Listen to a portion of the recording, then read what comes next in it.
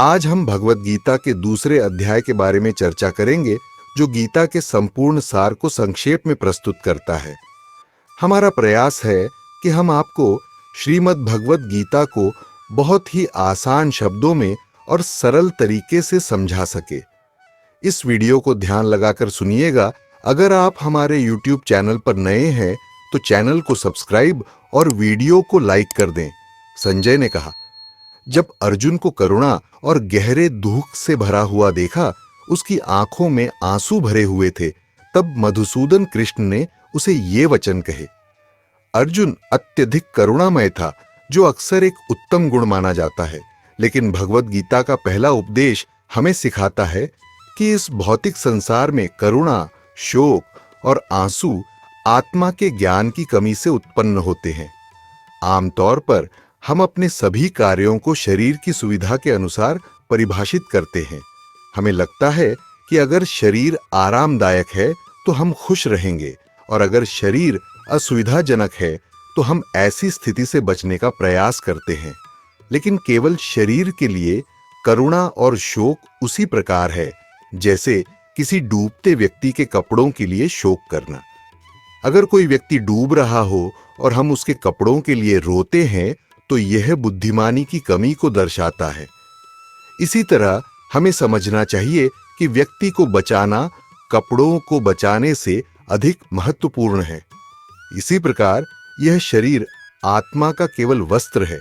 इसीलिए भगवान ऋषभदेव, जो कृष्ण के अवतार थे, ने सिखाया कि मानव जीवन केवल शरीर को आराम देने के लिए नहीं है। लोग यह नहीं समझते कि हमें स्वेच्छा से कष्ट उठाना चाहिए। इसे तपस्या कहते हैं। तपस्या का अर्थ है आध्यात्मिक आनंद और उन्नति के लिए जीवन में स्वेच्छा से कठिनाइयों को सहन करना। जब कोई व्यक्ति शास्त्रों के निर्देशानुसार कष्टों को सहन करता है तो उसका शरीर शुद्ध हो जाता है। यहां तक कि शारीरिक स्वास्थ्य को बनाए रखने के लिए भी हम असुविधाओं का सामना करते हैं ताकि बीमारियों से बच सकें। इसी तरह आध्यात्मिक स्वास्थ्य और आनंद के लिए शारीरिक और मानसिक कष्ट आवश्यक है। वैदिक संस्कृति तपस्या से परिपूर्ण है। मानव जीवन का उद्देश्य तपस्या करना है, न कि उन इंद्रियों के सुखों का आनंद लेना जो निचली प्रजातियों जैसे कि गंदगी खाने वाले सुअरों के लिए भी उपलब्ध हैं। मनुष्यों को वही सुख प्राप्त करने के लिए काम नहीं करना चाहिए। इसके बजाय उन्हें तपस्या का अभ्यास करना चाहिए ताकि उनका अस्तित्व शुद्ध हो सके। जब अस्तित्व शुद्ध हो जाता है तो व्यक्ति ब्रह्म या आध्यात्मिक आनंद का अनुभव कर सकता है। चूंकि हम आत्मा हैं, जब तक हम अपने जीवन में आध्यात्मिक आनंद का अनुभव नहीं करते, हम हमेशा असंतुष्ट रहेंगे। यहां अर्जुन अज्ञानता के कारण शरीर के लिए रो रहा था, ये सोचते हुए कि वह अपने रिश्तेदारों को मारने जा रहा है। वह यह समझ नहीं पा रहा था कि यह कार्य दोनों पक्षों की आध्यात्मिक उन्नति का मार्ग खोल सकता है। कृष्ण इसे कैसे संभव करते हैं, यह समझाएंगे। भगवान श्री कृष्ण ने कहा, प्रिय अर्जुन, ये अशुद्धियां तुम्हारे ऊपर कैसे आ गईं? वे किसी भी प्रकार से उस व्यक्ति के योग्य नहीं हैं जो जीवन के उन्नत मूल्यों को जानता है। वे न तो उच्च लोकों की ओर ले जाती है, न ही यश की ओर। कृष्ण के लिए यहां एक बहुत महत्वपूर्ण शब्द भगवान का उपयोग किया गया है। भगवान क्या है और भगवान को भगवान क्यों कहा जाता है? यह प्रश्न कई मनों में आ सकता है। पूरे वैदिक शिक्षा प्रणाली का उद्देश्य व्यक्ति को ब्रह्म ज्ञान की ओर निर्देशित करना है, जिसका अर्थ है आध्यात्मिक अस्तित्व की खोज। क्या है अंतिम सत्य? मैं यहां क्यों हूं? मैं इस शरीर में कौन हूं? इस अद्भुत जटिल कंप्यूटर जैसे शरीर को किसने बनाया है? किसने इस अद्भुत मस्तिष्क को बनाया है? इन अद्भुत कैमरों जैसे आंखों को किसने बनाया है? इस शरीर को किसने बनाया है जिसमें हर कोशिका एक महानगर के शहर से अधिक जटिल है? इस सब के पीछे क्या उद्देश्य है? जीवन का सत्य क्या है? इसे ब्रह्म ज्ञान कहते हैं। जैसे आधुनिक विज्ञान ने विश्लेषण किया है और खोज की है कि हमारे चारों ओर जो कुछ भी दिखाई देता है वह परमाणुओं से बना है, जो प्रोटॉन्स, न्यूट्रॉन्स और इलेक्ट्रॉन्स से बने होते हैं। वैदिक ग्रंथ हमें बताते हैं कि इन कणों से परे ब्रह्म या आध्यात्मिक ऊर्जा है। जैसे जैसे विज्ञान आगे बढ़ता है, ये दिखाता है कि प्रोटॉन्स, न्यूट्रॉन्स और इलेक्ट्रॉन्स भी मूलभूत कण नहीं हैं, बल्कि अन्य ऊर्जाओं का संयोजन है। इसी तरह जब हम भौतिक संसार का विश्लेषण करते हैं तो हम समझते हैं कि अंतिम सत्य आध्यात्मिक ऊर्जा है। वैदिक ग्रंथ बताते हैं कि अंतिम सत्य को 3 चरणों में समझा जाता है। पहला है ब्रह्म, सर्वव्यापी आध्यात्मिक ऊर्जा। जैसे जैसे व्यक्ति और आगे बढ़ता है, वह समझता है कि यह ऊर्जा एक व्यक्ति से उत्पन्न होती है जो हमारे हृदय में निवास करता है। इसे परमात्मा कहते हैं। इस शरीर में एक आत्मा है जिसे कृष्ण भगवद गीता के 13वें अध्याय में विस्तार से समझाते हैं। आत्मा के साथ एक और आत्मा है जिसे परमात्मा कहा जाता है। व्यक्तिगत आत्मा अपने शरीर के प्रति जागरूक होती है, लेकिन परमात्मा सभी शरीरों के प्रति जागरूक होता है। यह अंतिम सत्य के दूसरे चरण का बोध है कि सर्वत्र व्याप्त यह ऊर्जा एक व्यक्ति से उत्पन्न होती है। सत्य को 3 चरणों में समझा जाता है। सबसे उन्नत आध्यात्मिक व्यक्ति भगवान को समझते हैं, जो सत्य की अंतिम और पूर्ण समझ है। कुछ लोग सोचते हैं कि भगवान एक व्यक्ति हैं या सिर्फ एक ऊर्जा है, लेकिन अगर कोई संस्कृत भाषा और उसके मूल अर्थों को समझे तो यह सवाल नहीं उठता। भगवान शब्द भग से बना है, जिसका मतलब है ऐश्वर्य, और वाण का मतलब है उसका धारक। भगवान की परिभाषा पराशर मुनि ने दी है, जो महाभारत के लेखक और वेदों के संकलनकर्ता वेद व्यास के पिता थे। विष्णु पुराण में पराशर मुनि ने बताया कि 6 प्रकार के ऐश्वर्य एक व्यक्ति को आकर्षक बनाते हैं: सौंदर्य, ज्ञान, शक्ति, कीर्ति, धन और वैराग्य। जिस व्यक्ति में ये सभी ऐश्वर्य पूर्ण रूप से होते हैं, उसे भगवान कहा जाता है। दुनिया में कई अमीर लोग हो सकते हैं, लेकिन कोई भी यह दावा नहीं कर सकता कि सारी संपत्ति उसकी है। लेकिन जिस व्यक्ति के पास संपूर्ण सौंदर्य, शक्ति, ज्ञान, कीर्ति, धन और वैराग्य होता है, वह भगवान होता है। इसलिए भगवान एक ऐसे व्यक्ति को कहा जाता है जिसमें ये सभी ऐश्वर्य पूर्ण रूप से होते हैं। अंतिम सत्य केवल एक निर्जीव ऊर्जा नहीं हो सकता, क्योंकि अकेली ऊर्जा उन जटिल और सुंदर रचनाओं को नहीं बना सकती जिन्हें हम अपने चारों ओर देखते हैं। इसके लिए एक जागरूक निर्माता होना चाहिए। कुछ लोग कहते हैं कि भगवान सिर्फ एक व्यक्ति है, जबकि अन्य मानते हैं कि अंतिम सत्य एक सर्वव्यापी निर्जीव ऊर्जा है। लेकिन ब्रह्म निर्जीव ऊर्जा और भगवान व्यक्तिगत रूप सत्य के 2 अलग-अलग लेकिन एक ही पहलू हैं। यह निर्जीव ऊर्जा व्यक्ति पर निर्भर करती है, जैसे कि सूर्य का प्रकाश सूर्य पर निर्भर करता है। सूर्य और सूर्य का प्रकाश एक ही है, लेकिन फिर भी अलग-अलग है। सूर्य के प्रकाश को देखना और सूर्य को छूना एक समान नहीं है। इसे अचिंत्य भेद आभेद कहा जाता है, यानी एकता और भिन्नता का एक साथ अस्तित्व। इस प्रकार सत्य ब्रह्म है, जो सर्वव्यापी ऊर्जा है और भगवान से अलग नहीं है। लेकिन यह ऊर्जा भगवान से उत्पन्न होती है, जैसे कि सूर्य का प्रकाश सूर्य से उत्पन्न होता है। सत्य की यह समझ सबसे सही है। यही कारण है कि वेद व्यास ने भगवद गीता में श्री कृष्ण नहीं लिखा, क्योंकि लोग सोच सकते थे कि कृष्ण एक शक्तिशाली व्यक्ति हैं जो अपनी राय दे रहे हैं। इसके बजाय जब भी कृष्ण बोलते हैं, उन्हें श्री भगवान के रूप में संबोधित किया गया है। वेद व्यास यह बताना चाहते थे कि गीता का ज्ञान भगवान, जो सर्वोच्च सत्य हैं, से आता है, जिनसे सभी जीव, ग्रह और पदार्थ उत्पन्न होते हैं। इसलिए उनके द्वारा दिया गया ज्ञान पूर्ण है। लोगों के मन में अक्सर इस दुनिया के बारे में कई सवाल होते हैं, जैसे कि इसका उद्देश्य क्या है और उनकी अपनी पहचान क्या है। इन सभी सवालों के जवाब भगवान, जो सर्वोच्च सृष्टा हैं, देते हैं। हम बहुत सौभाग्यशाली हैं कि हमें स्वयं भगवान से यह ज्ञान प्राप्त हो रहा है जो अर्जुन को उनके दुख से बाहर निकाल रहे हैं। कृष्ण अर्जुन से कहते हैं, हे पृथा के पुत्र, इस अपमानजनक कमजोरी को मत अपनाओ, यह तुम्हारे योग्य नहीं है। इस तुच्छ दिल की कमजोरी को छोड़ दो और उठो, हे शत्रु को पराजित करने वाले। अर्जुन उत्तर देते हैं, हे मधु का संहार करने वाले कृष्ण, मैं बाणों से भीष्म और द्रोण जैसे पूज्यनीय लोगों से कैसे लड़ सकता हूं? वैदिक नियम और नैतिकता के अनुसार श्रेष्ठ व्यक्तियों से कठोरता से भी बात नहीं की जानी चाहिए। श्रेष्ठता ज्ञान, सामाजिक स्थिति या उम्र पर आधारित हो सकती है। जो व्यक्ति श्रेष्ठ होते हैं उन्हें कभी भी अपमानित नहीं किया जाना चाहिए, यहां तक कि शब्दों से भी नहीं। यदि वाद विवाद भी पाप है तो मैं उन्हें बाणों से कैसे मार सकता हूं? मैं इस संसार में भीख मांगकर जीना पसंद करूंगा, बजाय इसके कि अपने शिक्षकों के जीवन की कीमत पर जीऊं, भले ही वे लालची हों।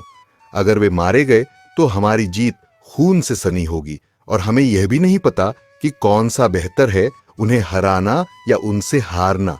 धृतराष्ट्र के पुत्र, जिन्हें मारने के बाद हमें जीने की परवाह नहीं होगी, अब इस युद्ध भूमि में हमारे सामने खड़े हैं। यह दिखाता है कि अर्जुन में एक सज्जन व्यक्ति के सभी गुण हैं। कौरवों द्वारा किए गए कई अन्यायों के बावजूद, जिनमें उनके जीवन पर कई बार हमले और उनकी पत्नी का अपमान शामिल है, अर्जुन आत्मसंयमित और विचारशील बने रहते हैं।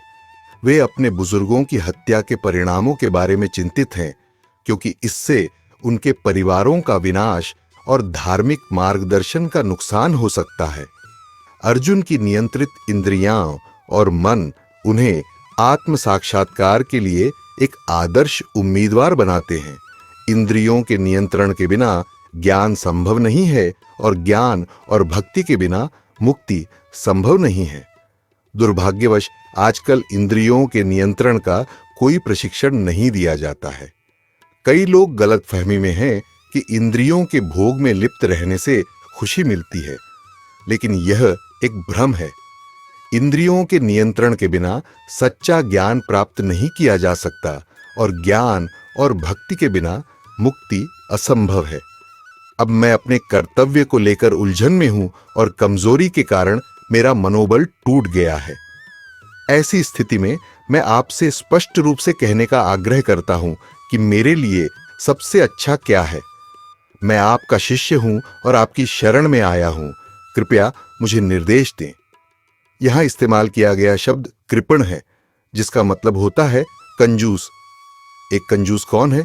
गरुड़ संहिता में बताया गया है कि जो व्यक्ति आत्म साक्षात्कार का ज्ञान नहीं समझता और इस संसार से ऐसे चला जाता है जैसे बिल्लियां और कुत्ते, जो सिर्फ अपने शरीर और मन की भौतिक इच्छाओं को पूरा करने में लगे रहते हैं, उसे कंजूस कहा जाता है। ऐसे व्यक्ति को कंजूस क्यों कहा जाता है? क्योंकि वह अपने संसाधनों का सही उपयोग करना नहीं जानता। वह बहुत अमीर हो सकता है, लेकिन उसका जीवन बहुत दुखदाई होगा। इसी तरह मानव जीवन में आत्म साक्षात्कार से हम जीवन की सभी समस्याओं का समाधान कर सकते हैं। लेकिन अगर कोई व्यक्ति आत्म साक्षात्कार की ओर नहीं बढ़ता, तो उसने इस अनमोल मानव जीवन को व्यर्थ कर दिया है और इसीलिए उसे कंजूस कहा जाता है। ऐसे कंजूस अक्सर भौतिक लगाव और पारिवारिक बंधनों के कारण आध्यात्मिक प्रश्नों में उलझ नहीं पाते। हम सभी यात्रियों की तरह हैं। सोचिए, एक लंबी यात्रा के दौरान आप एक रेस्तरां में कुछ अजनबियों के साथ बैठते हैं और अपना सारा पैसा उन पर खर्च कर देते हैं, उन पर सारा प्यार और स्नेह दिखाते हैं। ऐसा करना बुद्धिमानी नहीं है, क्योंकि हम सभी अपने अपने गंतव्यों की ओर बढ़ेंगे और फिर कभी नहीं मिलेंगे। यही स्थिति इस भौतिक संसार में है। हम सभी यात्री हैं। जीवन के बाद जीवन विभिन्न शरीरों में यात्रा कर रहे हैं, इस दुनिया में मिलते हैं और परिवार नामक समूह बनाते हैं। अगर हम अपना सारा समय केवल परिवार के सदस्यों पर ही व्यतीत करते हैं, जो स्वाभाविक रूप से हमारे स्नेह के पात्र होते हैं, तो हम जन्म और मृत्यु के चक्र में फंस सकते हैं। अर्जुन, अपने परिवार के प्रति गहरे स्नेह के कारण उस युद्ध को नहीं लड़ पा रहा है जो उसका कर्तव्य है, भले ही उसके परिवार के सदस्य दूसरी ओर खड़े हों। अर्जुन यह पहचानता है कि यह कृपण धर्म है या कंजूस की कमजोरी है। इस पारिवारिक लगाव के कारण वह अपने कर्तव्य का पालन नहीं कर पा रहा है, और जब तक कोई व्यक्ति अपने कर्तव्य का सही ढंग से पालन नहीं करता, आत्म साक्षात्कार संभव नहीं है। इस श्लोक में एक और महत्वपूर्ण शब्द है शरणागति, यानी समर्पण। जब जीवन में ऐसी जटिलताएं आती हैं तो अर्जुन जैसा सफल व्यक्ति भी, जिसके जीवन में किसी भौतिक वस्तु की कमी नहीं है, उलझन में पड़ सकता है। भले ही हम भौतिक रूप से बहुत सफल हों, जीवन में चुनौतियां आती ही रहेंगी, और इसका समाधान समर्पण में है।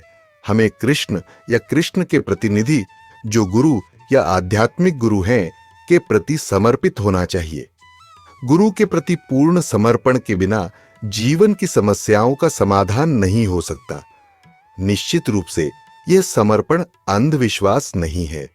जैसे हम अपने विवेक का उपयोग करके एक अच्छे डॉक्टर को ढूंढते हैं और फिर उस डॉक्टर पर विश्वास करते हैं कि वह हमारी बीमारी का इलाज करेगा, वैसे ही हमें आध्यात्मिक गुरु के प्रति पूरी तरह से समर्पित होना चाहिए। बिना पूर्ण समर्पण के सबसे अच्छा डॉक्टर भी हमारी मदद नहीं कर सकता, चाहे उसकी कितनी भी इच्छा हो। इसी तरह जब तक हम पूरी तरह से आध्यात्मिक गुरु के प्रति समर्पित नहीं होते, हम जीवन की समस्याओं का समाधान नहीं कर सकते। लेकिन हमें इतना विवेकवान होना चाहिए कि एक सही आध्यात्मिक गुरु की पहचान कर सके, तभी समर्पण करना चाहिए। मैं इस दुख को दूर करने का कोई उपाय नहीं पा रहा हूं जो मेरी इंद्रियों को सुखा रहा है। अगर मैं पृथ्वी पर एक अद्वितीय राज्य जीत भी लूं, तो भी मैं इस दुख से मुक्त नहीं हो पाऊंगा, अर्जुन ने कहा। संजय ने आगे बताया, ऐसा कहने के बाद शत्रुओं का दमन करने वाले अर्जुन ने कृष्ण से कहा, गोविंद, मैं युद्ध नहीं करूंगा, और चुप हो गया। हे भरतवंशी, उस समय दोनों सेनाओं के बीच कृष्ण मुस्कुराते हुए अर्जुन से बोले, भगवान ने कहा, तुम विद्वानों की तरह बोल रहे हो, लेकिन जिनके लिए शोक करना उचित नहीं है, उनके लिए तुम शोक कर रहे हो। जो ज्ञानी होते हैं वे न तो जीवितों के लिए शोक करते हैं, न ही मृतकों के लिए। हम देखते हैं कि आज समाज में तनाव, अवसाद और शोक लगातार बढ़ रहे हैं, और अब विभिन्न लोग, यहां तक कि मशहूर हस्तियां भी कह रही हैं कि अवसाद सामान्य है। लेकिन नहीं, यह सामान्य नहीं है। यह केवल उनके लिए सामान्य है जो अज्ञानी हैं, जो आत्म साक्षात्कार के विज्ञान में शिक्षित नहीं है। एक शिक्षित व्यक्ति, एक विद्वान व्यक्ति को पंडित कहा जाता है। भगवान कृष्ण हमें बताते हैं कि एक पंडित जो ज्ञानी होता है, वह न तो जीवितों के लिए शोक करता है, न ही मृतकों के लिए। वह इस भौतिक शरीर की किसी भी स्थिति के लिए शोक नहीं करता। शोक केवल उन्हीं लोगों का काम है जो आत्म साक्षात्कार के विज्ञान में प्रशिक्षित नहीं है। क्योंकि मैं यह शरीर नहीं हूं, मैं आत्मा हूं, और मैं सदैव एक ही रहता हूं। यह सारा शोक और दुहक अभिनिवेश या भौतिकता में लीनता के कारण उत्पन्न होते हैं। जैसे एक सोता हुआ व्यक्ति स्वप्न शरीर में लीन हो जाता है और तथाकथित सुख और दुख का अनुभव करता है। हमें आदर्श रूप से अप्रभावित रहना चाहिए, क्योंकि यह केवल एक सपना है। इसी प्रकार हम आत्मा हैं, और इस शरीर और इस दुनिया से हमारा कोई संबंध नहीं है। लेकिन जब आत्मा भ्रम में आकर यह सोचने लगती है कि मैं यह शरीर हूं, तो तथाकथित सुख और शोक की स्थिति उत्पन्न होती है। लेकिन जो व्यक्ति ज्ञानी होता है, वह न तो जीवितों के लिए शोक करता है, न ही मृतकों के लिए। कभी ऐसा समय नहीं था जब मैं नहीं था, तुम नहीं थे, या ये सभी राजा नहीं थे, और भविष्य में भी ऐसा समय नहीं आएगा जब हम में से कोई अस्तित्व में नहीं रहेगा। यह वह पहली शिक्षा है जो भगवान श्री कृष्ण ने अर्जुन को दी। अर्जुन चिंतित थे कि इन लोगों को मारने पर वे अस्तित्व में नहीं रहेंगे, लेकिन कृष्ण ने समझाया कि शोक का कोई कारण नहीं है, क्योंकि हम आत्मा हैं, शरीर से अलग, और हम कभी भी अस्तित्व से बाहर नहीं होंगे। आत्मा की शाश्वत प्रकृति के अलावा कृष्ण ने प्रत्येक आत्मा की विशेषता और अलग अलग अस्तित्व पर भी जोर दिया। कुछ दर्शन शास्त्री, जिन्हें मायावादी या निर्गुणवादी कहा जाता है, यह दावा करते हैं कि हम परम आत्मा से उत्पन्न हुए हैं और अब इस शरीर में फंस गए हैं और हमें फिर से उस परम आत्मा में विलीन हो जाना चाहिए। कृष्ण इस विचार को अस्वीकार करते हैं। शाश्वत आत्माएं शब्द बहुवचन में है, जो यह बताता है कि कई शाश्वत चेतन प्राणी होते हैं। विभिन्न उपनिषद जैसे कि कठोपनिषद समझाते हैं कि शाश्वत आत्माएं दो प्रकार की होती हैं, एक एकल और कई शाश्वत आत्माएं। एक सर्वोच्च चेतन प्राणी है जो सभी अन्य असीम चेतन प्राणियों का ख्याल रखता है।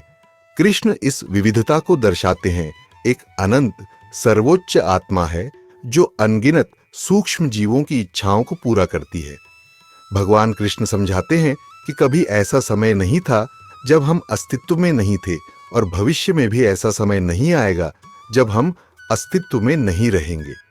जैसे शरीर में आत्मा लड़कपन से यौवन और फिर बुढ़ापे की ओर बढ़ती है, उसी प्रकार मृत्यु के समय आत्मा एक शरीर से दूसरे शरीर में प्रवेश करती है। एक आत्म साक्षात्कार प्राप्त व्यक्ति इस परिवर्तन से विचलित नहीं होता। जैसे हम अपने शरीर के बचपन से किशोरावस्था और फिर युवावस्था में बदलाव पर दुखी नहीं होते, वैसे ही कृष्ण समझाते हैं कि मृत्यु के समय आत्मा बस शरीर बदलती है।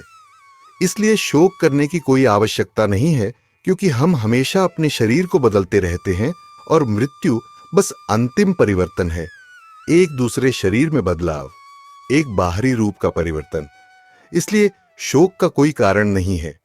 मृत्यु के समय अक्सर मीडिया और समाचार के कारण पूरा विश्व शोक करता है, लेकिन एक आत्म साक्षात्कार प्राप्त व्यक्ति इससे परेशान नहीं होता।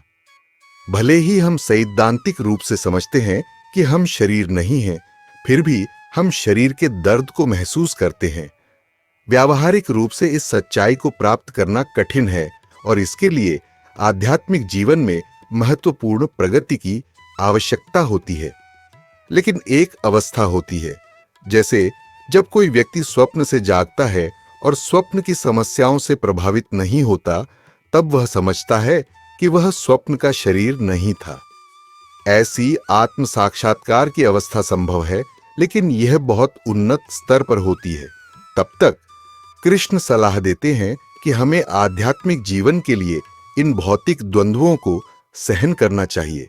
दुर्भाग्यवश आज कई लोग जो अपने आप को आध्यात्मिक गुरु कहते हैं, वे अपने शिष्यों की भौतिक समस्याओं को हल करने पर ध्यान केंद्रित करते हैं और इसे आध्यात्मिक जीवन बताते हैं। वे भौतिक इच्छाओं के बारे में पूछते हैं और उन्हें पूरा करने का वादा करते हैं, जैसे बीमारियों का इलाज करना या धन प्रदान करना, जो कि आध्यात्मिक जीवन की गलत समझ है। अर्जुन संकट में थे, लेकिन कृष्ण ने उन्हें कोई त्वरित समाधान या उनके लिए लड़ाई करने का वादा नहीं किया। इसके बजाय कृष्ण ने समझाया कि इस भौतिक संसार की प्रकृति ऐसी है कि कर्म और उसके परिणाम हमेशा चलते रहेंगे, जैसे कि हम गर्मी और ठंडक या सुख और दुख का अनुभव करते हैं। कृष्ण जोर देते हैं कि सुख और दुख इस भौतिक संसार का हिस्सा है और कोई भी परिवर्तन स्थायी सुख नहीं ला सकता। जब तक कोई व्यक्ति बहुत उन्नत नहीं होता और व्यावहारिक रूप से यह महसूस नहीं करता कि वह शरीर नहीं है, उसे इन द्वंद्वों को सहन करना सीखना चाहिए। इस प्रकार की भौतिक असुविधाओं को सहन करना आध्यात्मिक जीवन के लिए आवश्यक है। कृष्ण अर्जुन से यह भी कहते हैं कि जो व्यक्ति सुख और दुख से विचलित नहीं होता और दोनों में स्थिर रहता है, वह निश्चित रूप से मुक्ति के योग्य होता है। अमृतत्व का यह विचार आध्यात्मिक जीवन का केंद्रीय विषय है। कोई पूछ सकता है कि इतनी सारी तपस्या और कठोरता क्यों अनुशंसित है? ये शारीरिक कठिनाइयां इसलिए आवश्यक हैं क्योंकि वे अमृतत्व की ओर ले जाती हैं। एक बार जब व्यक्ति इस अवस्था को प्राप्त कर लेता है, तो उसे और अधिक भौतिक शरीर धारण करने की आवश्यकता नहीं होती, जो जन्म, मृत्यु, बुढ़ापा और बीमारी की अंतर्निहित पीड़ा के साथ आते हैं। यदि हम सुख और दुख को सहन कर सकते हैं, न तो भौतिक सुख से प्रफुल्लित होते हैं और न ही भौतिक दुख से विचलित होते हैं, तो हम अमृतत्व के योग्य हो जाते हैं। दुनिया के कुछ सबसे धनी लोग अमरता प्राप्त करने के लिए शोध कर रहे हैं, लेकिन भगवान यहाँ आध्यात्मिक जीवन में इसका मानक तरीका प्रदान करते हैं। अमृतत्व के स्तर तक पहुंचने और जीवन की सभी समस्याओं को हल करने के लिए एक वैज्ञानिक अनुशासन। जो सत्य के दृष्टा हैं, उन्होंने निष्कर्ष निकाला है कि जो अस्तित्वहीन है उसका कोई स्थायित्व नहीं है और जो अस्तित्व में है उसका कोई नाश नहीं है। यह निष्कर्ष उन्होंने दोनों की प्रकृति का अध्ययन करके निकाला है। अर्जुन शोक कर रहे थे, लेकिन कृष्ण ने उनसे कहा कि यदि आपको शोक करना ही है तो वास्तविकता के लिए शोक करें, भ्रम के लिए नहीं। इस दुनिया में बहुत सी चीजें वास्तविक लगती हैं, लेकिन वे नहीं हैं, जैसे रेगिस्तान में पानी का भ्रम। इसी प्रकार कृष्ण अर्जुन से कहते हैं कि शोक करने से पहले यह समझो कि वह चीज वास्तविक है या भ्रम। दार्शनिकों ने लंबे समय से यह विचार किया है कि वास्तविकता क्या है और भ्रम क्या है। कृष्ण इस विचार को एक श्लोक में खूबसूरती से संक्षेपित करते हैं, जो वास्तविकता और भ्रम की प्रकृति पर गहरा दृष्टिकोण प्रदान करता है। भगवान कृष्ण समझाते हैं कि जो सच्चाई को देखने वाले हैं, उन्होंने निष्कर्ष निकाला है कि जो अस्तित्व में नहीं है वह स्थायी नहीं हो सकता, और जो स्थायी नहीं है वह वास्तव में मौजूद नहीं है। दूसरी ओर जो वास्तव में अस्तित्व में है उसे नष्ट नहीं किया जा सकता। हम अपने चारों ओर कई जीवों को देखते हैं, जैसे कुत्ते, बिल्लियां और मछलियां। क्या वे हमेशा बने रहेंगे? नहीं। इसका मतलब है कि उनका अस्तित्व स्थायी नहीं है। इसी तरह हमारे आसपास के लोग, जिनमें हमारे परिवार के सदस्य भी शामिल हैं, हमेशा जीवित नहीं रहेंगे, जो दर्शाता है कि उनका अस्तित्व अस्थायी है। लेकिन फिर कोई सोच सकता है, अगर वे मौजूद नहीं हैं तो मैं उन्हें देख और छू कैसे सकता हूं, उनसे बात कैसे कर सकता हूं? कृष्ण बताते हैं कि जो हम अपने आसपास देखते हैं वे केवल आत्माओं द्वारा धारण किए गए बाहरी रूप या पोशाकें हैं। जैसे एक व्यक्ति महिला का वेश धारण कर मंच पर प्रदर्शन कर सकता है, कोई और शेर या पेड़ का रूप ले सकता है। हालांकि उस मंच पर न तो कोई असली पेड़ है, न शेर और न ही महिला। ये केवल कलाकारों द्वारा निभाई गई भूमिकाएं हैं। इसी तरह जो जीव हम अपने आसपास देखते हैं, चाहे सड़क पर कुत्ते हों, एक्वेरियम में मछलियां हों या हमारे परिवार के सदस्य, ये आत्माएं हैं जो विभिन्न भूमिकाएं निभा रही हैं। जो व्यक्तित्व हम देखते हैं वे वास्तव में मौजूद नहीं हैं, वे केवल अस्थायी पहचाने या भूमिकाएं हैं। इसलिए एक बुद्धिमान व्यक्ति इन बाहरी रूपों के आधार पर भेदभाव नहीं करता, चाहे वह मनुष्यों और जानवरों के बीच हो या दोस्तों और दुश्मनों के बीच। वे समझते हैं कि ये पहचाने केवल भौतिक शरीरों को दी गई संज्ञाएं हैं, आत्मा को नहीं। कृष्ण अर्जुन से आग्रह करते हैं कि वह इन भूमिकाओं से धोखा न खाए।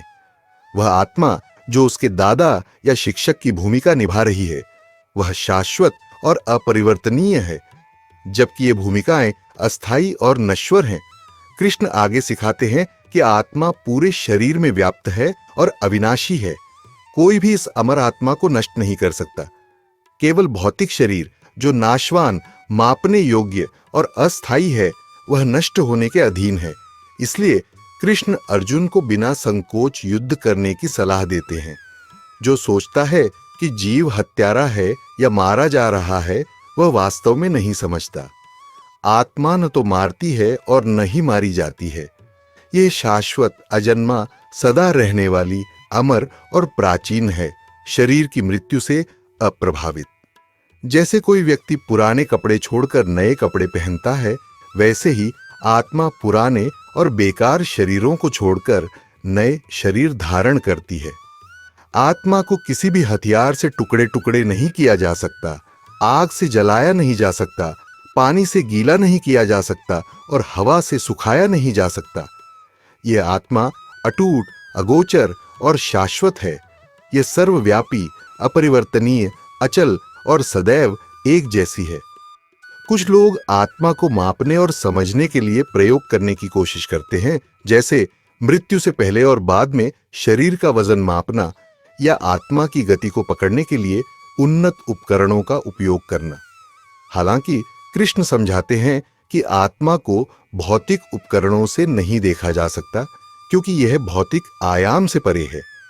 आत्मा अटूट, अगोचर और शाश्वत है, जो सभी ग्रहों पर जीवन के सभी रूपों में मौजूद है, यहां तक कि सबसे चरम वातावरणों में भी, जैसे सूर्य। आत्मा को अदृश्य, अचिंत्य, अपरिवर्तनीय और अनमोल के रूप में वर्णित किया गया है। इसे जानकर शरीर के लिए शोक नहीं करना चाहिए। आत्मा भौतिक मन के लिए अचिंत्य है, जैसे एक कुत्ते का मस्तिष्क मानव विज्ञान और तकनीक को नहीं समझ सकता। कृष्ण हमें बताते हैं कि हमारी बुद्धि आत्मा को पूरी तरह से समझने के लिए नहीं बनाई गई है, जो हमारी भौतिक समझ से परे है।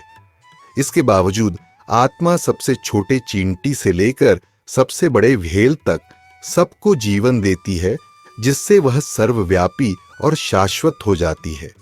इसलिए आत्मा को वास्तव में समझने के लिए हमें सृष्टिकर्ता से ज्ञान प्राप्त करना चाहिए, क्योंकि यही इसका सच्चा और प्रामाणिक तरीका है। यदि आप मानते हैं कि आत्मा बार बार जन्म लेती है और हमेशा मरती है, तो भी हे महाबाहु, आपको शोक करने की कोई आवश्यकता नहीं है। कृष्ण यहां नास्तिक दृष्टिकोण से बात कर रहे हैं। आत्मा को समझना कठिन हो सकता है, खासकर यदि कोई ऑस्टियर या समर्पित न हो। लेकिन यदि कोई व्यक्ति आत्मा के शाश्वत अस्तित्व को नहीं समझ पाता, तो भी भगवान कृष्ण कहते हैं कि यदि आप मानते हैं कि चेतना केवल पदार्थ का एक कार्य है, जो कि कुछ सामग्री तत्वों के संयोजन से उत्पन्न होती है, तब भी शोक करने का कोई कारण नहीं है। यदि सब कुछ केवल रासायनिक संयोजन है, तो कुछ रसायनों के नुकसान पर कौन रोता है? तब आपके सभी रिश्तेदार केवल रासायनिक यौगिक होंगे, तो उनके लिए शोक करना व्यर्थ होगा। कृष्ण समझाते हैं कि किसी भी स्थिति में आपको शोक नहीं करना चाहिए। जो जन्म लेता है उसकी मृत्यु निश्चित है, और जो मर चुका है उसका जन्म भी निश्चित है। इसलिए अपने कर्तव्य का निर्वाह करने में आपको शोक नहीं करना चाहिए। सभी सृजित प्राणी अपने प्रारंभ में अप्रकट होते हैं, अपने बीच के अवस्था में प्रकट होते हैं, और जब उनका विनाश होता है तब फिर से अप्रकट हो जाते हैं। तो शोक करने की क्या आवश्यकता है? कृष्ण दोनों दृष्टिकोण प्रस्तुत करते हैं। यदि आप आत्मा के शाश्वत अस्तित्व में विश्वास नहीं करते, और ऐसे दार्शनिक 5000 साल पहले भी मौजूद थे, जिन्हें चारवाक या लोकायत कहा जाता था, जो मानते थे कि चेतना रासायनिक संयोजन का परिणाम है, तो जैसे बच्चे समुद्र तट पर रेत के महल बनाते हैं और फिर उन्हें बिना रोए तोड़ देते हैं, उसी तरह ये शरीर पृथ्वी के महलों जैसे हैं, जो अंततः विघटित हो जाते हैं। तो फिर उसके लिए क्यों रोना? और यदि आप आत्मा के शाश्वत अस्तित्व में विश्वास करते हैं, तो आत्मा हमेशा से ही अस्तित्व में थी, इस शरीर को धारण किया और फिर इसे छोड़ दिया, तो भी शोक करने का कोई कारण नहीं है। दूसरे शब्दों में कृष्ण कह रहे हैं कि कोई भी विचारशील व्यक्ति जीवन में शोक नहीं करेगा। शोक और दुहक केवल उन लोगों के लिए है जो अज्ञानी हैं। शोक उन लोगों के लिए नहीं है जो आत्म साक्षात्कार के विज्ञान में शिक्षित हैं। वे हमेशा खुश रहते हैं। सच्चा सुख कड़ी मेहनत करके भौतिक सफलता पाने में नहीं है। दुर्भाग्य से भगवान द्वारा दिए गए इस मार्गदर्शन की अनुपस्थिति में समाज के सबसे अच्छे मस्तिष्क भी अपना समय बर्बाद कर रहे हैं, यह सोचकर कि भौतिक समायोजन उन्हें खुश करेगा। नहीं, हम आत्मा हैं। जब हम भौतिक समायोजन पर ध्यान देना छोड़ते हैं और आत्म साक्षात्कार के स्तर पर पहुंचते हैं, तब और केवल तभी शोक से मुक्ति मिलती है, अन्यथा यह जारी रहेगा। कुछ लोग आत्मा को अद्भुत मानते हैं, कुछ इसे अद्भुत बताते हैं और कुछ इसके बारे में सुनते हैं और इसे अद्भुत मानते हैं, जबकि कुछ लोग इसके बारे में सुनने के बाद भी इसे समझ नहीं पाते हैं। जैसे एक छोटा बच्चा जो हमेशा खिलौनों में व्यस्त रहता है, सरकार के कार्यों, आर्थिक नीतियों और अन्य उन्नत अवधारणाओं को नहीं समझ सकता, वैसे ही जो लोग भौतिक सुखों में बहुत रुचि रखते हैं, वे बच्चों की तरह खिलौनों के लिए रोते हैं। एक बच्चा फिल्म में अपने पसंदीदा चरित्र की मृत्यु पर रो सकता है, और इसी तरह यदि हम इस दुनिया में मौतों पर रोते हैं जो कि केवल फिल्म के पात्र हैं, क्योंकि यह जीवन एक फिल्म की तरह है और आत्मा ने एक निश्चित समय के लिए एक भूमिका निभाई है, तो ऐसा व्यवहार समझदार और शिक्षित लोगों से अपेक्षित नहीं है। जो भी व्यक्ति भौतिक इच्छाएं रखता है, जैसे बड़ा घर, कार या तथाकथित सफलता पाना, वह अज्ञानता से काम कर रहा है। यह बचकाना है। जैसे एक बच्चे से उन्नत विषयों को समझने की अपेक्षा नहीं की जाती, वैसे ही जो लोग भौतिक दुनिया से बहुत जुड़े हुए हैं, वे आत्मा को नहीं समझ सकते। जो लोग कुछ समझ रखते हैं, वे भी इसे पूरी तरह नहीं समझ पाते। अक्सर आत्मा को परमात्मा के साथ भ्रमित कर बैठते हैं। वेदों में उल्लेख है कि शरीर में दो आत्माएं होती हैं, व्यक्तिगत आत्मा, आत्मा और परमात्मा। यदि वे समझते हैं कि वे आत्मा हैं जो शरीर से अलग हैं, तो वे गलती से सोच सकते हैं कि वे ही परमात्मा या भगवान हैं। कुछ दार्शनिक भी कहते हैं, तुम भगवान हो, तुम बस इसे समझ नहीं पाते। लेकिन यह भगवद गीता में समर्थित नहीं है। भगवान कृष्ण स्पष्ट रूप से कहते हैं कि आत्मा को टुकड़ों में नहीं काटा जा सकता और न ही तोड़ा जा सकता है। इसलिए यह नहीं है कि एक बड़ी आत्मा से छोटे आत्मा निकले हैं, न ही वे फिर से भगवान में मिल जाएंगे। ऐसी गलत फहमियां भौतिक इच्छाओं के कारण उत्पन्न होती हैं, या तो पदार्थ का आनंद लेने की इच्छा या मुक्ति पाने के लिए पदार्थ को छोड़ने की इच्छा। दोनों ही भौतिक इच्छाओं के अलग अलग रूप हैं। जब कोई व्यक्ति भगवान को संतुष्ट करने की इच्छा रखता है, तभी वह आध्यात्मिक जीवन की पूरी समझ प्राप्त करता है। कृष्ण यहां कहते हैं कि अन्य लोग आत्मा को पूरी तरह से नहीं समझ सकते, चाहे उन्होंने इसके बारे में कितना भी सुना हो। हे भारत के वंशज, इस शरीर में निवास करने वाली आत्मा शाश्वत है और कभी मारी नहीं जा सकती। इसलिए आपको किसी भी प्राणी के लिए शोक करने की आवश्यकता नहीं है। यह आत्मा के विषय पर भगवान कृष्ण का निष्कर्ष है, जो दोनों दृष्टिकोण प्रस्तुत करते हैं। यह कार्य केवल साधन है, लेकिन लोग अक्सर इसे नहीं समझते। इसलिए हमें बहुत सावधान रहना चाहिए कि हम पाप न करें। यहाँ भगवान कृष्ण अर्जुन को समझा रहे हैं कि अगर वह केवल कर्तव्य के लिए लड़ाई करता है, परिणाम की चिंता किए बिना, चाहे जीत हो या हार, लाभ हो या हानि, तो ऐसे कार्य पाप नहीं लाते। इसलिए अर्जुन, चिंता मत करो और इस दृष्टिकोण के साथ लड़ो। अब तक मैंने तुम्हें सांख्य दर्शन का विश्लेषणात्मक ज्ञान बताया है। अब योग के ज्ञान को सुनो, जिसमें व्यक्ति बिना परिणाम की आसक्ति के कार्य करता है। हे प्रथापुत्र, जब तुम इस बुद्धिमानी के साथ कार्य करते हो, तो तुम कर्म के बंधन से मुक्त हो सकते हो।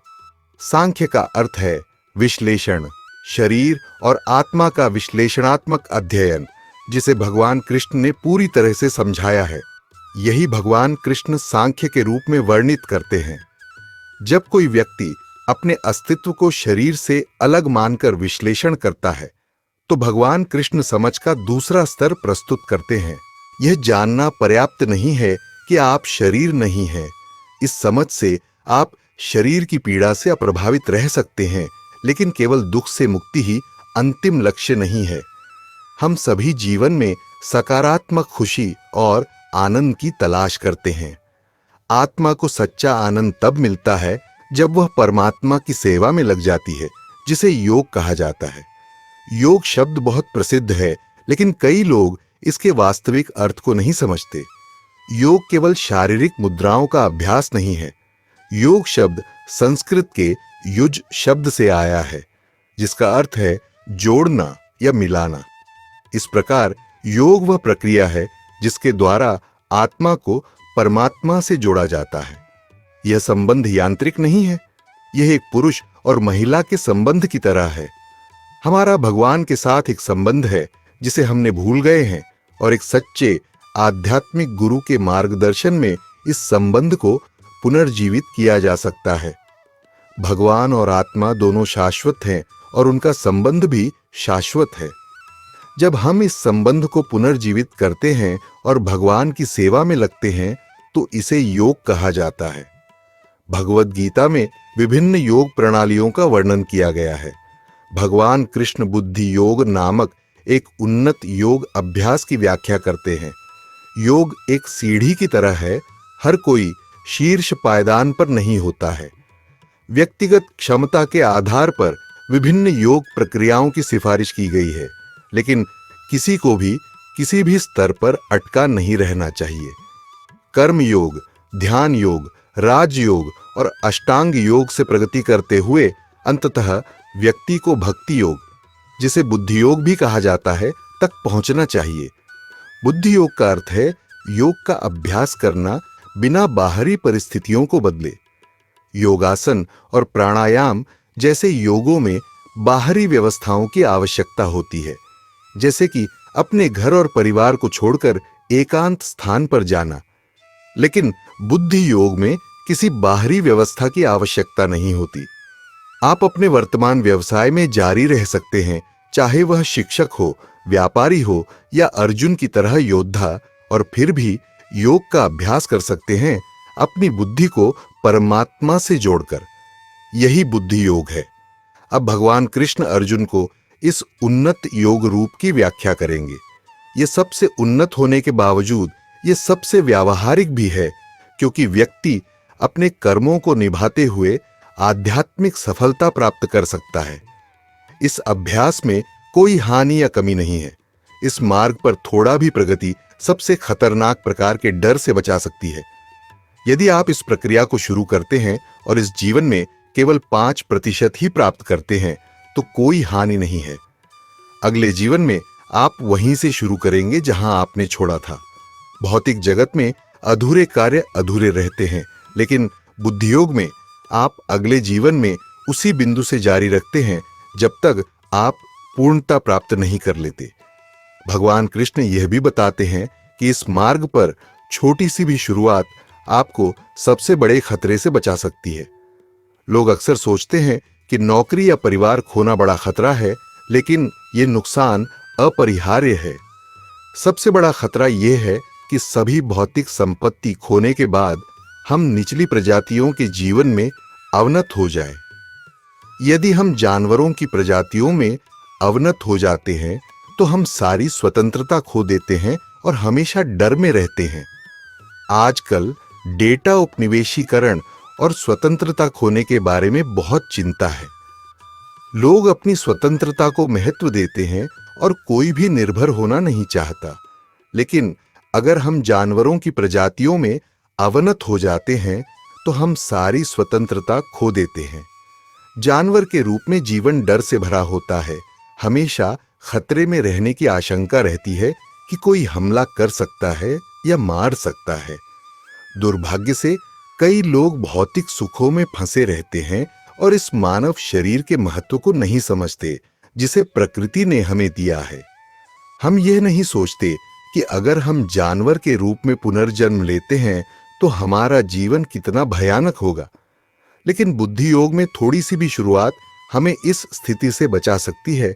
अगले जीवन में मानव रूप की गारंटी देती है, जहां हम अपने आध्यात्मिक विकास को वहीं से जारी रख सकते हैं जहां हमने छोड़ा था। जो लोग इस मार्ग पर चल रहे हैं उनका उद्देश्य अडिग और एकमात्र होता है। हे कुरुवंश के प्रिय पुत्र, जिनका मन स्थिर नहीं होता उनकी बुद्धि कई दिशाओं में बढ़ जाती है। जो लोग बुद्धि योग के मार्ग पर चल रहे हैं वे स्थिर रहते हैं क्योंकि वे जीवन का सच्चा उद्देश्य समझते हैं। लेकिन हर कोई यह नहीं समझ पाता कि यही जीवन का अंतिम लक्ष्य है, यहां तक कि विद्वान भी नहीं। ऐसा क्यों है?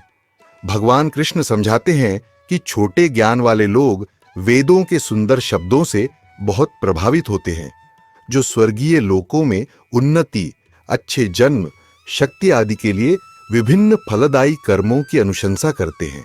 ऐसे लोग इंद्रिय सुख और ऐश्वर्यपूर्ण जीवन की इच्छा रखते हैं और कहते हैं कि इसके आगे कुछ नहीं है। जो लोग इंद्रिय सुख और भौतिक ऐश्वर्य के प्रति अत्यधिक आसक्त होते हैं और ऐसी चीजों से भ्रमित हो जाते हैं, उनके मन में भगवान की भक्ति के लिए स्थिर संकल्प नहीं होता। वेद मुख्य रूप से तीनों गुणों के विषय में बात करते हैं।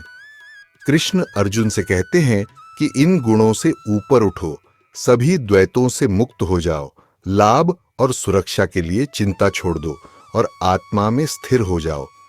लोग अक्सर वेदों के फलदायी कर्म के खंड, जिसे कर्मकांड कहा जाता है, में फंस जाते हैं, क्योंकि अधिकांश लोग इस दुनिया में भौतिक इच्छाओं से भरे होते हैं। वेद लोगों को धीरे धीरे परमेश्वर के समर्पण के बिंदु तक लाने और वैदिक अधिकार में उनकी आस्था बढ़ाने के लिए उन्हें भौतिक लाभ का वादा करते हैं। यह यज्ञ करो, यह दान दो, यह तपस्या करो और तुम्हें ज्ञान, वीरता, प्रसिद्धि, अच्छा जीवन साथी और अच्छे बच्चे मिलेंगे। क्योंकि लोगों की भौतिक इच्छाएं होती हैं, वे वेदों के इन वादों में फंस जाते हैं। कई लोग पूछते हैं कि ऋग्वेद, यजुर्वेद और सामवेद में कृष्ण का नाम अधिक क्यों नहीं आता, जबकि विभिन्न देवताओं के नाम अधिक आते हैं। इसका कारण यह है कि वेद मुख्य रूप से कर्म कांड के खंड पर केंद्रित होते हैं, जो फलदायी कर्मों से संबंधित है। भौतिक इच्छाओं के लिए परमेश्वर को परेशान करने की आवश्यकता नहीं है। आप अन्य देवताओं की शरण लेकर अपनी इच्छाओं की पूर्ति कर सकते हैं, लेकिन भौतिक इच्छाओं के लिए भी हमें परमेश्वर की शरण लेनी चाहिए, क्योंकि वही सर्वोच्च शक्ति है। लेकिन लोग परमेश्वर में रुचि न रखते हुए भौतिक इच्छाओं पर ध्यान केंद्रित करते हैं, इसलिए वेद उन्हें अन्य देवताओं की शरण लेने का सुझाव देते हैं। जब कोई व्यक्ति कर्मकांड का पालन करता है तो उसकी भौतिक इच्छाएं पूरी हो सकती हैं, लेकिन सभी भौतिक आकांक्षाओं को पूरा करने के बाद भी सच्ची संतुष्टि नहीं मिलती।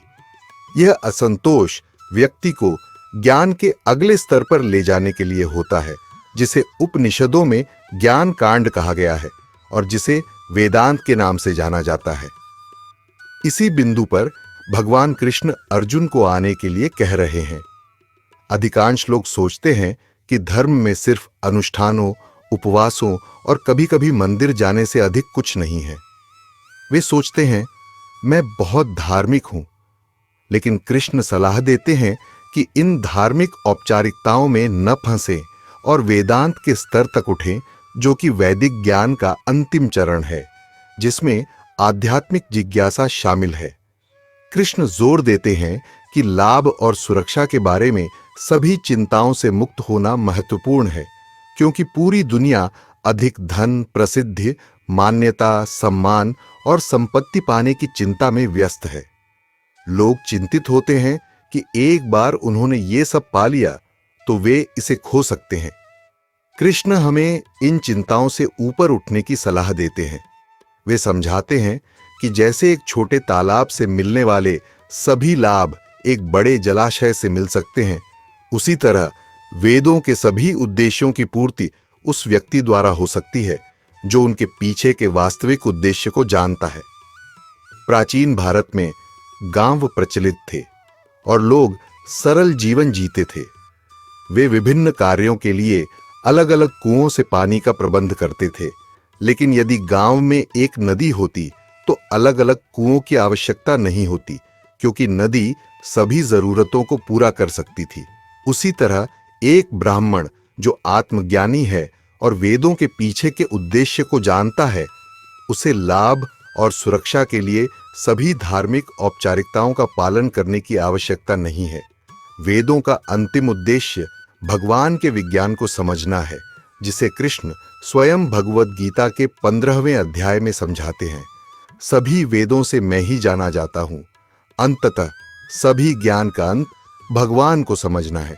बुद्धि योग का अभ्यास करते समय धार्मिक विधियों का पालन करने या भौतिक लाभ और सुरक्षा की चिंता करने की आवश्यकता नहीं है। भगवान कृष्ण बताते हैं कि बुद्धि योग का अभ्यास करने से जीवन के लिए आवश्यक सभी चीजें स्वाभाविक रूप से मिल जाएंगी और जो कुछ भी सुरक्षित रखने की आवश्यकता है उसकी भी सुरक्षा हो जाएगी। लोग अक्सर सोचते हैं कि आध्यात्मिक मार्ग का अनुसरण करने से भौतिक जीवन में कष्ट या असुविधा होगी, लेकिन वास्तव में आध्यात्मिक जीवन सब कुछ समाहित करता है। बुद्धि योग का अभ्यास करके हम न केवल आध्यात्मिक रूप से उन्नत होते हैं, बल्कि सुप्रीम भगवान की कृपा से भौतिक सुख सुविधाएं भी अपने आप मिलती हैं। भगवान कृष्ण आगे बताते हैं कि हमारे पास हमारे निर्धारित कर्तव्यों का पालन करने का अधिकार है, लेकिन हम अपने कार्यों के फल के हकदार नहीं हैं। हमें कभी भी अपने कार्यों के परिणामों का कारण नहीं मानना चाहिए और न ही हमें अपने कर्तव्य को न करने के प्रति आसक्त होना चाहिए। यही बुद्धि योग का सार है, जो कि एक बहुत ही महत्वपूर्ण और प्रसिद्ध शिक्षा है, लेकिन अक्सर इसे गलत समझा जाता है। उदाहरण के लिए कोई पूछ सकता है कि अगर परिणाम का अधिकार नहीं है, जैसे वेतन, तो फिर काम क्यों करे? इसका उत्तर सरल है। जैसे किसी फैक्ट्री में काम करने वाले श्रमिक को उस उत्पाद पर कोई अधिकार नहीं होता जिसे वह बनाता है, क्योंकि सारी सामग्री और प्रशिक्षण फैक्ट्री के मालिक द्वारा प्रदान किया जाता है। उसी तरह इस संसार में हम जो भी कार्य करते हैं उसमें हमारा शरीर, मस्तिष्क और बुद्धि सभी भगवान द्वारा प्रदान किए गए हैं। इसलिए हमारे कार्यों के परिणाम वास्तव में भगवान के हैं, हमारे नहीं। यह सिद्धांत प्रकृति पर भी लागू होता है। जैसे पेड़ पौधे अनाज और फल पैदा करते हैं जो केवल उनके लिए नहीं होते। अगर वे सब कुछ अपने पास ही रखें तो मनुष्यों और जानवरों को बहुत कष्ट होगा। उसी तरह अगर हम सोचते हैं कि जो कुछ भी हम कमाते या उत्पन्न करते हैं वह केवल हमारा है, तो हम प्राकृतिक व्यवस्था को बाधित करते हैं। भगवान कृष्ण यह भी समझाते हैं कि जब हम व्यक्तिगत लाभ या इंद्रिय सुख की इच्छा से कार्य करते हैं तो हम कर्म के चक्र में बंध जाते हैं, जो कि क्रिया और प्रतिक्रिया का चक्र है। लेकिन अगर हम अपने कर्तव्यों का पालन भगवान को प्रसन्न करने के इरादे से करते हैं, सफलता या असफलता के प्रति आसक्ति के बिना, तो हम इस बंधन से मुक्त हो जाते हैं। उदाहरण के लिए एक सैनिक कई लोगों को मार सकता है, लेकिन अगर वह राजा के आदेश पर ऐसा करता है तो उसे दंड नहीं दिया जाता। लेकिन अगर वह बिना आदेश के अपने आप किसी दुश्मन को मारता है तो वह पाप माना जाता है। इसी प्रकार हमें भगवान की इच्छा के अनुसार कार्य करना चाहिए, न कि अपने स्वयं के आनंद के लिए। अगर हम अपने कार्यों के फल का आनंद लेने की इच्छा से कार्य करते हैं तो हम कर्म के चक्र में फंस जाते हैं। भगवान कृष्ण सलाह देते हैं कि हमें योग में स्थिर रहकर अपने कर्तव्यों का पालन करना चाहिए और सफलता या असफलता के प्रति आसक्ति को त्याग देना चाहिए।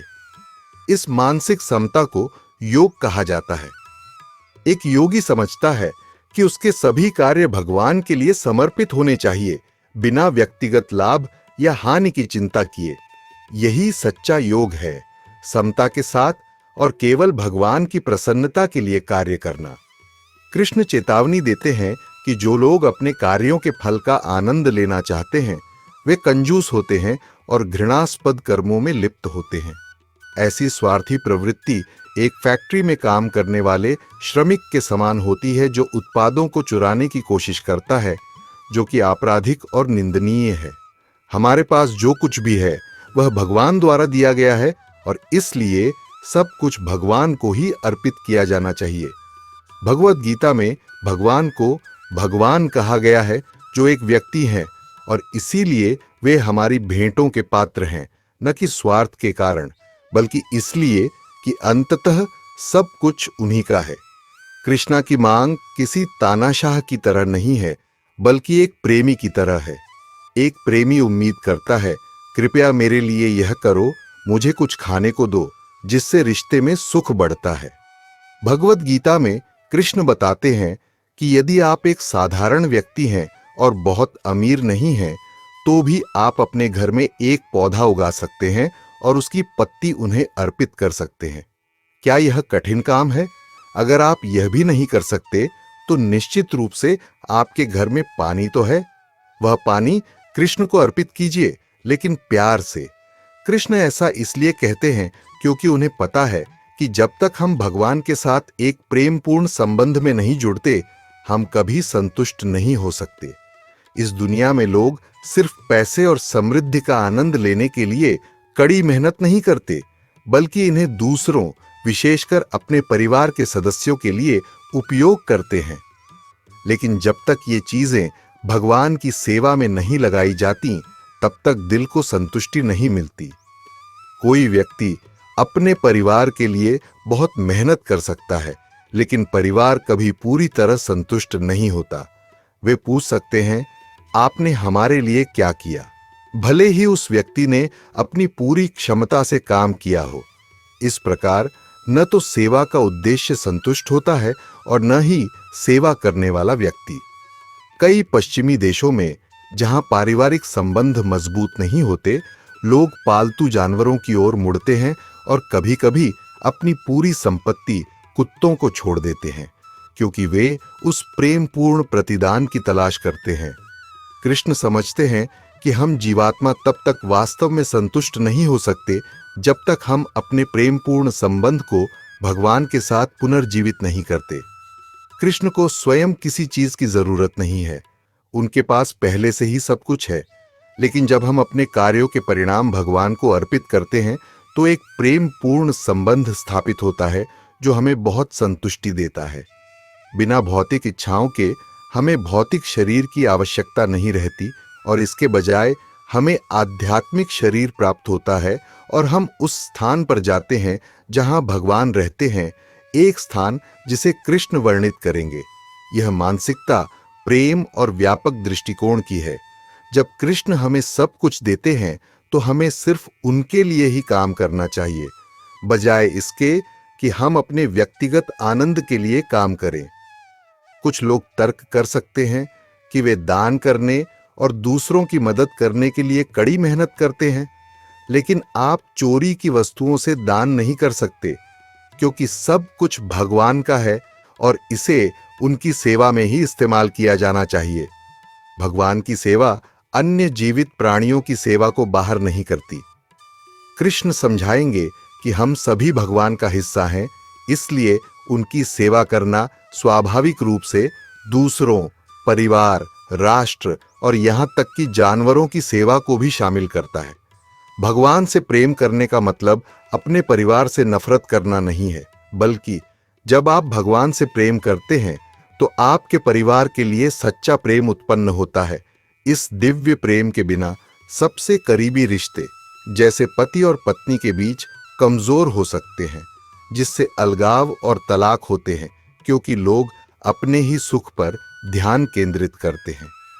जब हम भगवान से प्रेम करते हैं तो हम समझते हैं कि हमारे परिवार के सदस्य भी उनका हिस्सा हैं। जैसे आप किसी व्यक्ति से प्यार करते हैं और उसकी उंगली से नफरत नहीं कर सकते, वैसे ही आप भगवान से प्यार करते हैं और उनकी सृष्टि से नफरत नहीं कर सकते। यह समझ हमें अपने परिवार और सभी जीवित प्राणियों के प्रति प्रेम में वृद्धि की ओर ले जाती है, जिससे सार्वभौमिक कल्याण स्वाभाविक रूप से होता है। यदि परिवार के सदस्य बुरा व्यवहार करते हैं तो भी आप उनके साथ अच्छा व्यवहार करते हैं, यह जानकर कि वे भगवान का हिस्सा हैं, भले ही वे आपको चोट पहुंचाए। भगवान से प्रेम करने से सभी संबंध सुधारते हैं और सभी कर्तव्य स्वतः ही पूरे हो जाते हैं। उदाहरण के लिए, जब हम प्रसाद, संस्कारित भोजन वितरित करते हैं तो यह केवल गरीबों को भोजन कराना नहीं है, यह भगवान के प्रसाद को सभी के साथ साझा करना है, जिससे उन्हें भगवान के प्रति उनके प्रेम और ज्ञान में आगे बढ़ने में मदद मिलती है। भूखों को भी भोजन मिलता है, इसलिए समाज सेवा स्वाभाविक रूप से हो जाती है। यदि कोई व्यक्ति भगवान के प्रति अपने कर्तव्य को समझ लेता है तो बाकी सभी कर्तव्य स्वतः ही पूरे हो जाते हैं। हालांकि यदि कोई अपने भगवान के प्रति कर्तव्य को भूल जाता है तो वह सच्ची दानशीलता नहीं कर सकता, और न तो वह संतुष्ट होगा और न ही प्राप्त करता। कृष्ण हमें सलाह देते हैं कि हम अपने मानव जीवन में कंजूसी न करें। आप अपने काम के फलों का आनंद लेकर थोड़ी सी अस्थायी खुशी प्राप्त कर सकते हैं, लेकिन इससे आप कंजूस बन जाते हैं। आप यह महसूस नहीं करते कि इन फलों को भगवान को अर्पित करके आप असीमित खुशी और अमृता प्राप्त कर सकते हैं। एक व्यक्ति जो भक्ति सेवा में लगा रहता है, वह इस जीवन में भी अच्छे और बुरे दोनों कार्यों से मुक्त हो जाता है। इसलिए हे अर्जुन, योग का अभ्यास करो, जो सभी कार्यों की कला है। योग या बुद्धि योग सभी कार्यों को सर्वोत्तम तरीके से करने की कला है। कुछ कार्य जैसे चोरी या प्रकृति के नियमों को तोड़ना पापमय होते हैं, जबकि अन्य जैसे अच्छे कार्य करना कृष्ण द्वारा भी चेतावनी दी जाती है। लेकिन अच्छे कार्यों से बचना क्यों चाहिए? क्योंकि तथाकथित अच्छे कार्य भी मृत्यु, बीमारी या वृद्धावस्था को नहीं रोकते, इसलिए वे भी अंततः पापमय होते हैं। अगर कोई कार्य मृत्यु को नहीं रोकता तो उसे गलत माना जाता है। इसलिए कृष्ण हमें सलाह देते हैं कि हम अच्छे और बुरे दोनों कार्यों से ऊपर उठें और केवल भगवान की संतुष्टि के लिए कार्य करें। ऐसे कार्य न तो अच्छे होते हैं और न ही बुरे। उन्हें अकर्म कहा जाता है, जिसका अर्थ है कि वे कोई भौतिक प्रतिक्रिया उत्पन्न नहीं करते। इसके बजाय वे आध्यात्मिक सुख और जन्म और मृत्यु के चक्र से मुक्ति लाते हैं।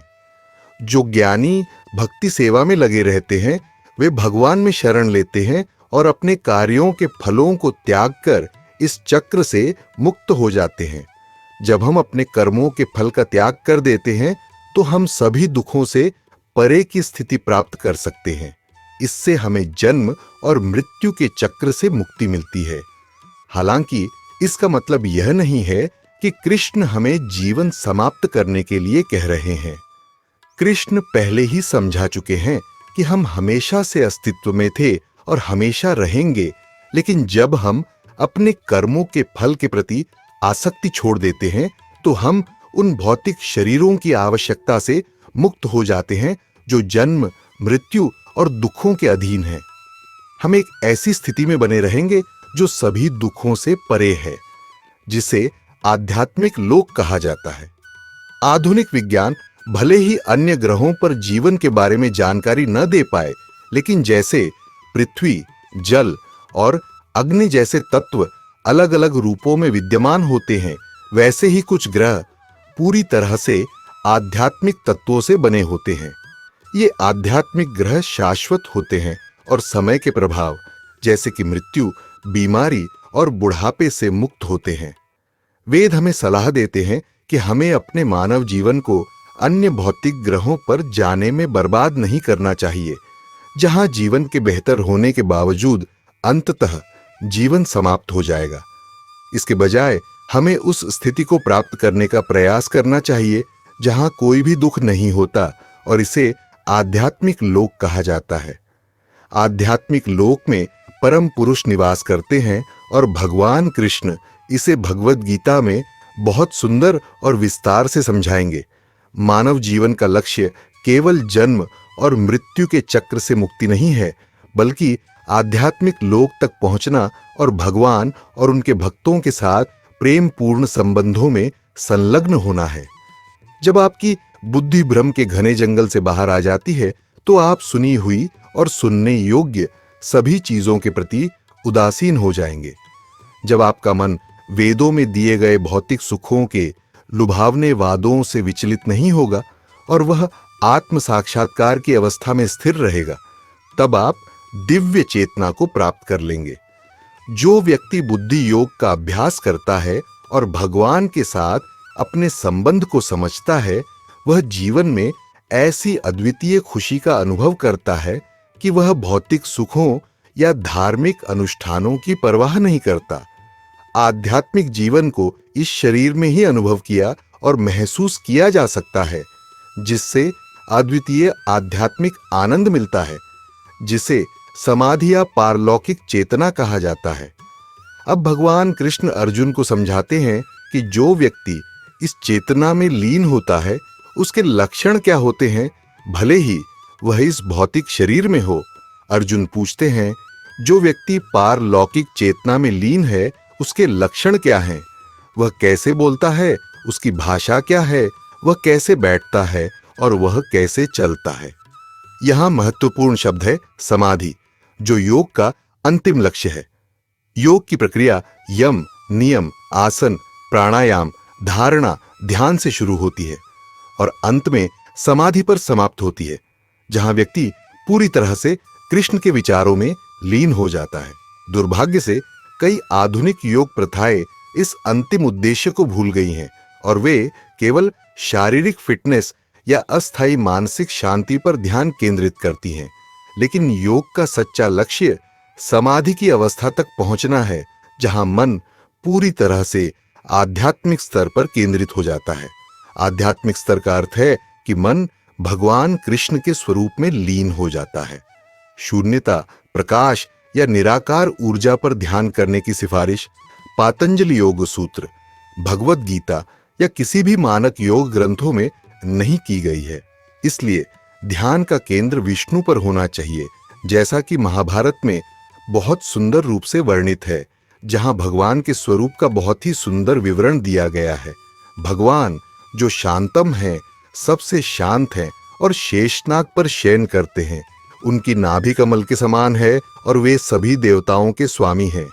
लक्ष्मी जो धन की देवी हैं, उनकी पत्नी है और उनकी आंखें कमल की पंखुड़ियों जैसी सुंदर हैं। उनका रंग गहरे बादल के समान है।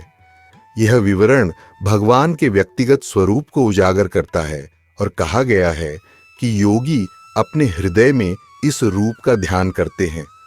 ध्यान का मतलब है भगवान के इस दिव्य रूप पर अपने मन को केंद्रित करना। यह महाभारत, पतंजलि के योग सूत्र, भगवद गीता और अन्य मानक योग ग्रंथों के अनुसार अधिकृत निर्देश है। हमें आधुनिक आविष्कारों से भटकना नहीं चाहिए। योग की यह प्रक्रिया जो ईश्वर से उत्पन्न हुई है, इसे प्रमाणित स्रोतों से ही सीखना चाहिए। जब मन पूर्ण रूप से भगवान के इस रूप पर स्थिर हो जाता है, तभी व्यक्ति समाधि की अवस्था में पहुंचता है। यह प्रणाली भगवान श्री कृष्ण ने भगवद गीता के 6ठे अध्याय में भी समझाई है। हालांकि अर्जुन ने इसे अस्वीकार कर दिया, यह कहते हुए कि एक गृहस्थ होने के नाते वह अपने परिवार, राज्य और संपत्ति को छोड़कर हिमालय या जंगल में अकेले बैठ नहीं सकता। उसने व्यक्त किया कि इस प्रकार से अपने मन को नियंत्रित करना उसके लिए बहुत कठिन होगा। कृष्ण ने अर्जुन को आश्वस्त किया, उसे चिंता न करने के लिए कहा, क्योंकि वह पहले से ही सबसे श्रेष्ठ योगी है। सभी योगियों में जो व्यक्ति हमेशा कृष्ण के बारे में सोचता है और बड़ी आस्था के साथ उनकी सेवा करता है, वही सबसे श्रेष्ठ योगी माना जाता है। यह वही योग प्रक्रिया है जिसे कृष्ण ने अर्जुन को बताया और जो कलयुग के लोगों के लिए उपयुक्त है। कृष्ण ने इस योग प्रक्रिया को इसलिए भी बताया ताकि अर्जुन की अस्वीकृति हमें समझने में मदद करे कि अर्जुन जैसा प्रशिक्षित और अनुशासित व्यक्ति जो गुरुकुल में पढ़ा था और जिसने अपने मन और इंद्रियों को नियंत्रित किया था, उसके लिए इसे पालन करना कठिन था। तो हमारे जैसे लोगों के लिए जो आसानी से विचलित हो जाते हैं और जिनका जीवन छोटा होता है, क्या आशा है? इसीलिए शास्त्र हमें बताते हैं कि पिछले युगों में सफलता अलग अलग प्रक्रियाओं से प्राप्त की जाती थी। सत्य युग में विष्णु के ध्यान से, त्रेता युग में विस्तृत यज्ञों द्वारा और द्वापर युग में भव्य मंदिर पूजा द्वारा। हालांकि कलयुग में हमारे पास इन विधियों का पालन करने की योग्यता नहीं है। इस युग में वही परिणाम भगवान के पवित्र नामों, विशेषकर हरि नाम के जाप द्वारा प्राप्त किया जा सकता है। जो व्यक्ति समाधि की अवस्था में पहुंचता है, उसका पहला लक्षण यह है कि वह हमेशा कृष्ण या कृष्ण से संबंधित विषयों के बारे में ही बोलता है। यह सफलता भगवान के पवित्र नामों के जाप से प्राप्त की जा सकती है, जैसा कि भगवद गीता के 9वें अध्याय श्लोक 14 में उल्लेख किया गया है। एक सच्चा योगी जो कृष्ण के विचारों में तल्लीन होता है, वह केवल कृष्ण के बारे में ही बात कर सकता है। इसीलिए कहा गया है सततन, जिसका अर्थ है हमेशा। कृष्ण हमें लगातार उनके बारे में बोलने या जाप करने के लिए निर्देशित करते हैं। यह समाधि में रहने वाले का पहला लक्षण है। वह केवल कृष्ण या कृष्ण से संबंधित विषयों के बारे में ही बात करता है और उनकी सेवा में संलग्न रहता है। अन्य आध्यात्मिक लक्षण स्वाभाविक रूप से इसके बाद आते हैं। आइए अब हम इन लक्षणों की जांच करें। भगवान कहते हैं, हे पार्थ, जब एक व्यक्ति सभी प्रकार की इंद्रिय इच्छाओं को त्याग देता है जो मानसिक कल्पना से उत्पन्न होती है, और जब उसका मन केवल आत्मा में संतोष पाता है, तब उसे शुद्ध आध्यात्मिक चेतना में कहा जाता है। जब कोई व्यक्ति सभी भौतिक इच्छाओं को त्याग देता है, ऐसी इच्छाएं जो कृष्ण की संतुष्टि के लिए नहीं होती, और सीधे अपनी इंद्रियों का आनंद लेने से बचता है, तो इसे सच्चा त्याग कहा जाता है। काम इच्छा केवल स्थूल यौन इच्छाओं तक ही सीमित नहीं है, बल्कि किसी भी इच्छा को संदर्भित करता है जो कृष्ण की इंद्रियों को संतुष्ट किए बिना सीधे इंद्रियों के आनंद के लिए है। एक व्यक्ति जिसका मन कृष्ण चेतना में तल्लीन है, वह ऐसी इच्छाओं को स्वाभाविक रूप से त्याग देता है, क्योंकि उसे पता चलता है कि ये इच्छाएं वास्तव में मानसिक कल्पना का परिणाम है। यह समझना बहुत महत्वपूर्ण है। हमारा मन अक्सर हमें सुझाव देता है कि कुछ करने से हमें खुशी मिलेगी, और हम इन सुझावों का पीछा करते हैं, यह सोचते हुए कि हमें खुशी मिलेगी। हालांकि जैसे एक बच्चे का मन हानिकारक इच्छाओं का सुझाव देता है, जैसे मिट्टी खाने या स्कूल छोड़ने की, जिन्हें एक समझदार व्यक्ति टालना जानता है, वैसे ही मन के सुझाव अक्सर आत्मा के लिए भ्रामक और खतरनाक होते हैं। मन के सुझावों का पालन करना उसी तरह खतरनाक है जैसे कोई पतंगा आग में उड़ता है। भौतिक इच्छाएं संगति से उत्पन्न होती है। जब मन भौतिक ऊर्जा से दूषित होता है, तब वह मुक्त नहीं होता, और हमें इसके सुझावों पर ध्यान नहीं देना चाहिए। हमारे द्वारा विकसित की गई इच्छाएं हमारे संगति का परिणाम होती हैं। उदाहरण के लिए, कोई व्यक्ति जो किसी प्रतिस्पर्धात्मक परीक्षा की तैयारी कर रहा हो, उसके साथ संगति करके परीक्षा पास करने की इच्छा विकसित कर सकता है, यह सोचते हुए कि उसे मान्यता और खुशी मिलेगी। लेकिन ऐसी इच्छाएं भी मानसिक कल्पनाएं होती हैं। जो व्यक्ति कृष्ण चेतना में तल्लीन होता है, वह पूर्ण रूप से संतुष्ट होता है और भौतिक इच्छाओं से मुक्त रहता है। जैसे एक पतंगा दूसरे पतंगे का अनुसरण करके आग में चला जाता है, वैसे ही हम भी संगति से इच्छाएं विकसित कर सकते हैं, लेकिन ये इच्छाएं सच्ची खुशी नहीं देती। असली संतोष केवल कृष्ण की प्रेममयी सेवा में तल्लीन रहने और हमेशा उनके बारे में सोचने से ही आता है। बिना इस दिव्य प्रेम के भौतिक इच्छाएं उत्पन्न होती हैं, जो हमें कहीं और आनंद की खोज में ले जाती हैं। लेकिन सच्चा प्रेम केवल भगवान के साथ ही स्थापित किया जा सकता है। भौतिक स्तर पर प्रेम टिकाऊ नहीं होता, लेकिन भगवान के साथ संबंध में व्यक्ति को शाश्वत संतोष और शांति मिलती है। इसलिए वह सभी भौतिक इच्छाओं को त्यागने में सक्षम है, क्योंकि वह अंदर से पूरी तरह संतुष्ट है। जैसे एक व्यक्ति जिसने दावत में पेट भरकर खा लिया हो और अब उसे सबसे स्वादिष्ट व्यंजनों की भी कोई इच्छा नहीं होती। असली संतोष आत्मा के स्तर पर मिलता है। बाहरी स्तर पर हम इंद्रियों को इंद्रिय विषयों का अनुभव कराकर आनंद पा सकते हैं, लेकिन यह केवल अस्थायी सुख देता है। परंतु जो व्यक्ति आध्यात्मिकता में डूबा होता है, जो प्रज्ञनी ज्ञानी होता है, वह आंतरिक रूप से आनंद पाता है। जब आत्मा परमात्मा की सेवा में लगी होती है, तो उसे आत्म संतोष मिलता है। ऐसा योगी जो इस आत्म सुख में लीन रहता है, उसे बाहरी इंद्रियों की संतुष्टि की आवश्यकता महसूस नहीं होती। इस अवस्था का पहला लक्षण भौतिक इच्छाओं की अनुपस्थिति है। जो व्यक्ति 3 प्रकार की तकलीफों के बावजूद विचलित नहीं होता, जो खुशी में भी उत्साहित नहीं होता और जो लगाव, भय और क्रोध से मुक्त होता है, उसे स्थिर बुद्धि वाला व्यक्ति कहा जाता है। सारी दुनिया भौतिक समस्याओं और दुखों से परेशान हो जाती है और भौतिक सुख मिलने पर बहुत खुश होती है, लेकिन एक स्थिर बुद्धि वाला व्यक्ति भौतिक सुख या दुख से प्रभावित नहीं होता, क्योंकि वह कृष्ण में पूर्ण विश्वास रखता है और पूरी तरह उन्हीं पर निर्भर होता है। जब उसे दुखों का सामना करना पड़ता है तो वह उन्हें भगवान की कृपा मानता है, यह समझते हुए कि भौतिक दुख हमारे मन की शुद्धि और इस भौतिक संसार से अलगाव का कारण बनते हैं, जो सभी आध्यात्मिक ज्ञान का परिणाम है। जैसा कि चर्चा की गई, यह भौतिक संसार एक खतरनाक जगह है, जैसे कमल के पत्ते पर पानी की बूंद जो किसी भी समय गिर सकती है। कलियुग में मानव जाति में भी इतनी अधिक उथल-पुथल है। जीवन बहुत अनिश्चित है, जहां हर मोड़ पर आपदाएं, अराजकता, दुख, अवसाद और दुर्घटनाएं होती हैं। इसलिए इस भौतिक संसार से अलगाव एक बड़ी संपत्ति है और यह अलगाव अक्सर भौतिक दुखों के माध्यम से आता है। एक भक्त इस सच्चाई को पूरी तरह समझता है। जब कोई दुख आता है तो वे समझते हैं कि कृष्ण की अनुमति के बिना एक तिनका भी नहीं हिलता। इस प्रकार वे दुखों को कृष्ण की कृपा मानते हैं, सोचते हैं, मुझे और अधिक कष्ट सहना चाहिए था, लेकिन कृष्ण ने मेरे कष्ट को कम कर दिया है। जब उन्हें भौतिक सुख मिलता है तो वे उस पर बहुत अधिक आकर्षित या उत्साहित नहीं होते।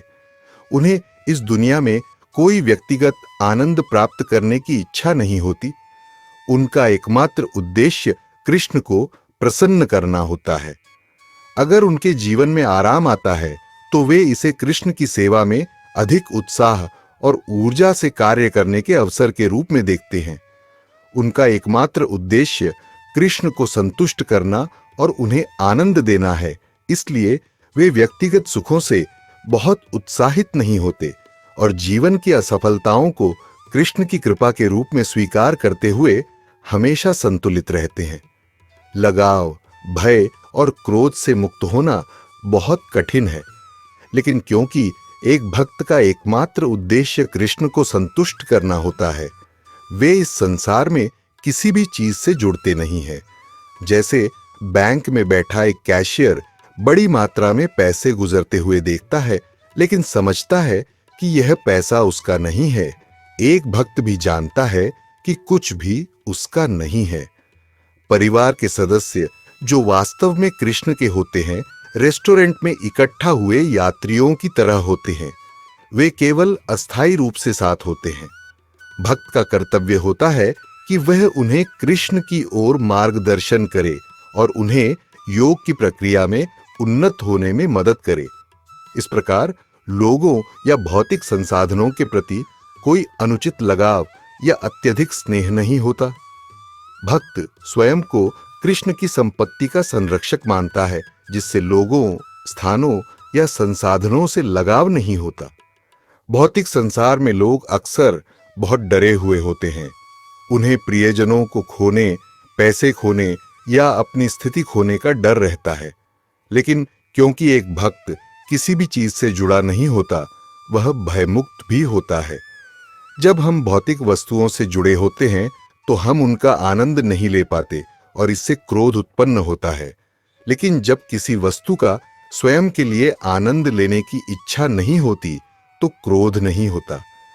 केवल यह समझना कि सब कुछ कृष्ण का है, एक भक्त को एक परम आध्यात्मिक व्यक्ति बना देता है, जो किसी भी प्रकार के लगाव, भय और क्रोध से मुक्त होता है। जरा कल्पना करें कि सबसे सफल लोग भी डरे हुए होते हैं। सबसे सफल खिलाड़ी प्रदर्शन करने में असफल होने से डरते हैं, भले ही वे अपने खेल में शीर्ष पर हों, और सबसे अच्छे शैक्षणिक प्रदर्शन करने वाले अपनी रैंक खोने से डरते हैं।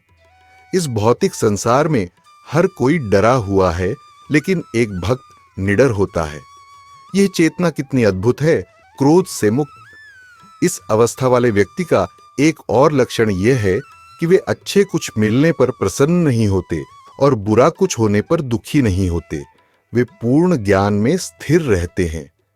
कैशियर का उदाहरण लें। कभी कभी बड़ी मात्रा में पैसा आता है, लेकिन यह बैंक के कर्मचारियों के लिए कोई मायने नहीं रखता कि बैंक बढ़ रहा है या शेयर का मूल्य बढ़ रहा है। लेकिन अगर कोई यह सोचता है कि यह पैसा उसका है, तो वह बहुत खुश या बहुत परेशान हो जाएगा अगर वह पैसा, प्रतिष्ठा या कुछ और खो देता है। लेकिन जो व्यक्ति इस चेतना में स्थिर होता है कि सब कुछ भगवान का है, वह जीवन में अच्छे या बुरे घटनाओं से विचलित नहीं होता। वह अडिग रहता है, यह समझते हुए कि कुछ भी उसका नहीं है। जो व्यक्ति अपनी इंद्रियों को इंद्रिय विषयों से हटा सकता है, जैसे कछुआ अपने अंगों को अपने खोल में खींचता है, वह वास्तव में ज्ञान में स्थित होता है। जैसे कछुआ जरूरत पड़ने पर अपने अंगों को फैलाता है और जरूरत न होने पर उन्हें वापस खींचता है, उसी प्रकार एक आध्यात्मिक व्यक्ति एक भौतिक व्यक्ति से बहुत अलग होता है। भौतिक लोग अपनी इंद्रियों को नियंत्रित नहीं कर पाते। वे अपनी आंखों को कुछ देखने की इच्छा पर, जीभ को कुछ चखने की इच्छा पर या पेट और जननांगों को भोग करने की इच्छा पर काबू नहीं रख पाते। वे इन इच्छाओं के अधीन हो जाते हैं। लेकिन एक भक्त इन चीजों को बहुत सावधानी से नियंत्रित करता है। इंद्रियों का नियंत्रण आध्यात्मिक जीवन के लिए बहुत महत्वपूर्ण है। इसके बिना कोई प्रगति नहीं कर सकता। यह ध्यान देने योग्य बात है कि सभी इंद्रिय क्रियाओं को रोकना अनुशंसित नहीं है। जैसे कि कुछ योग प्रथाओं में होता है, जहां आपको स्थिर बैठना, आंखें बंद करना, भौतिक ध्वनियों से विचलित न होना और यहां तक कि खाना पीना बंद करना होता है। कुछ योगी इतने स्थिर रहते हैं कि उनके शरीर पर चींटियां बिल बना लेती हैं, जैसे हिरण्यकशिपु और वाल्मीकि के साथ हुआ, या वे अपने शरीर को कीड़ों से खाने देते हैं। यह प्रक्रिया उन लोगों के लिए होती है जिनके पास भगवान का सकारात्मक ज्ञान नहीं है। जिनके पास ऐसा ज्ञान होता है, उनके लिए एक अलग प्रकार का योग अनुशंसित होता है।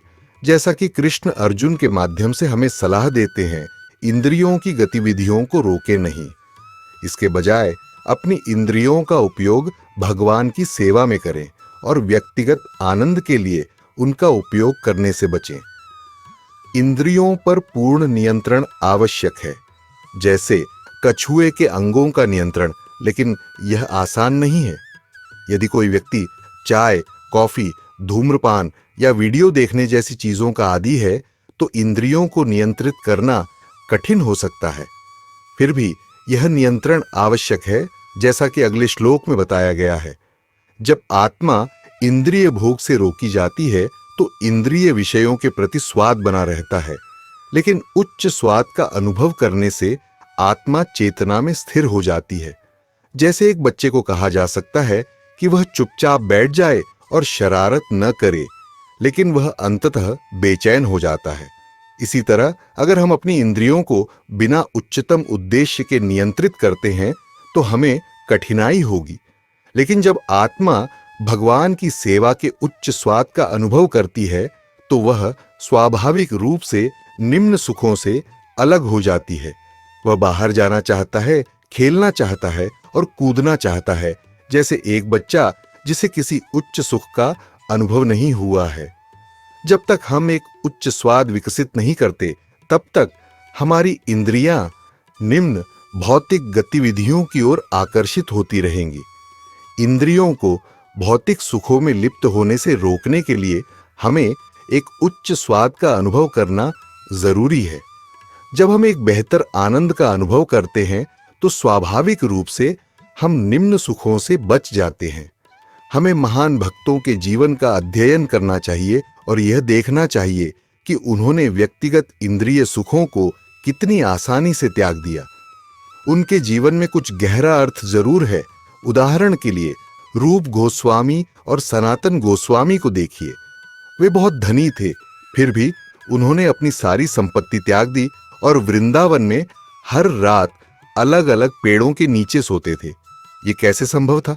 ऐसा इसलिए क्योंकि वे कृष्ण की सेवा में असाधारण आनंद का अनुभव कर रहे थे।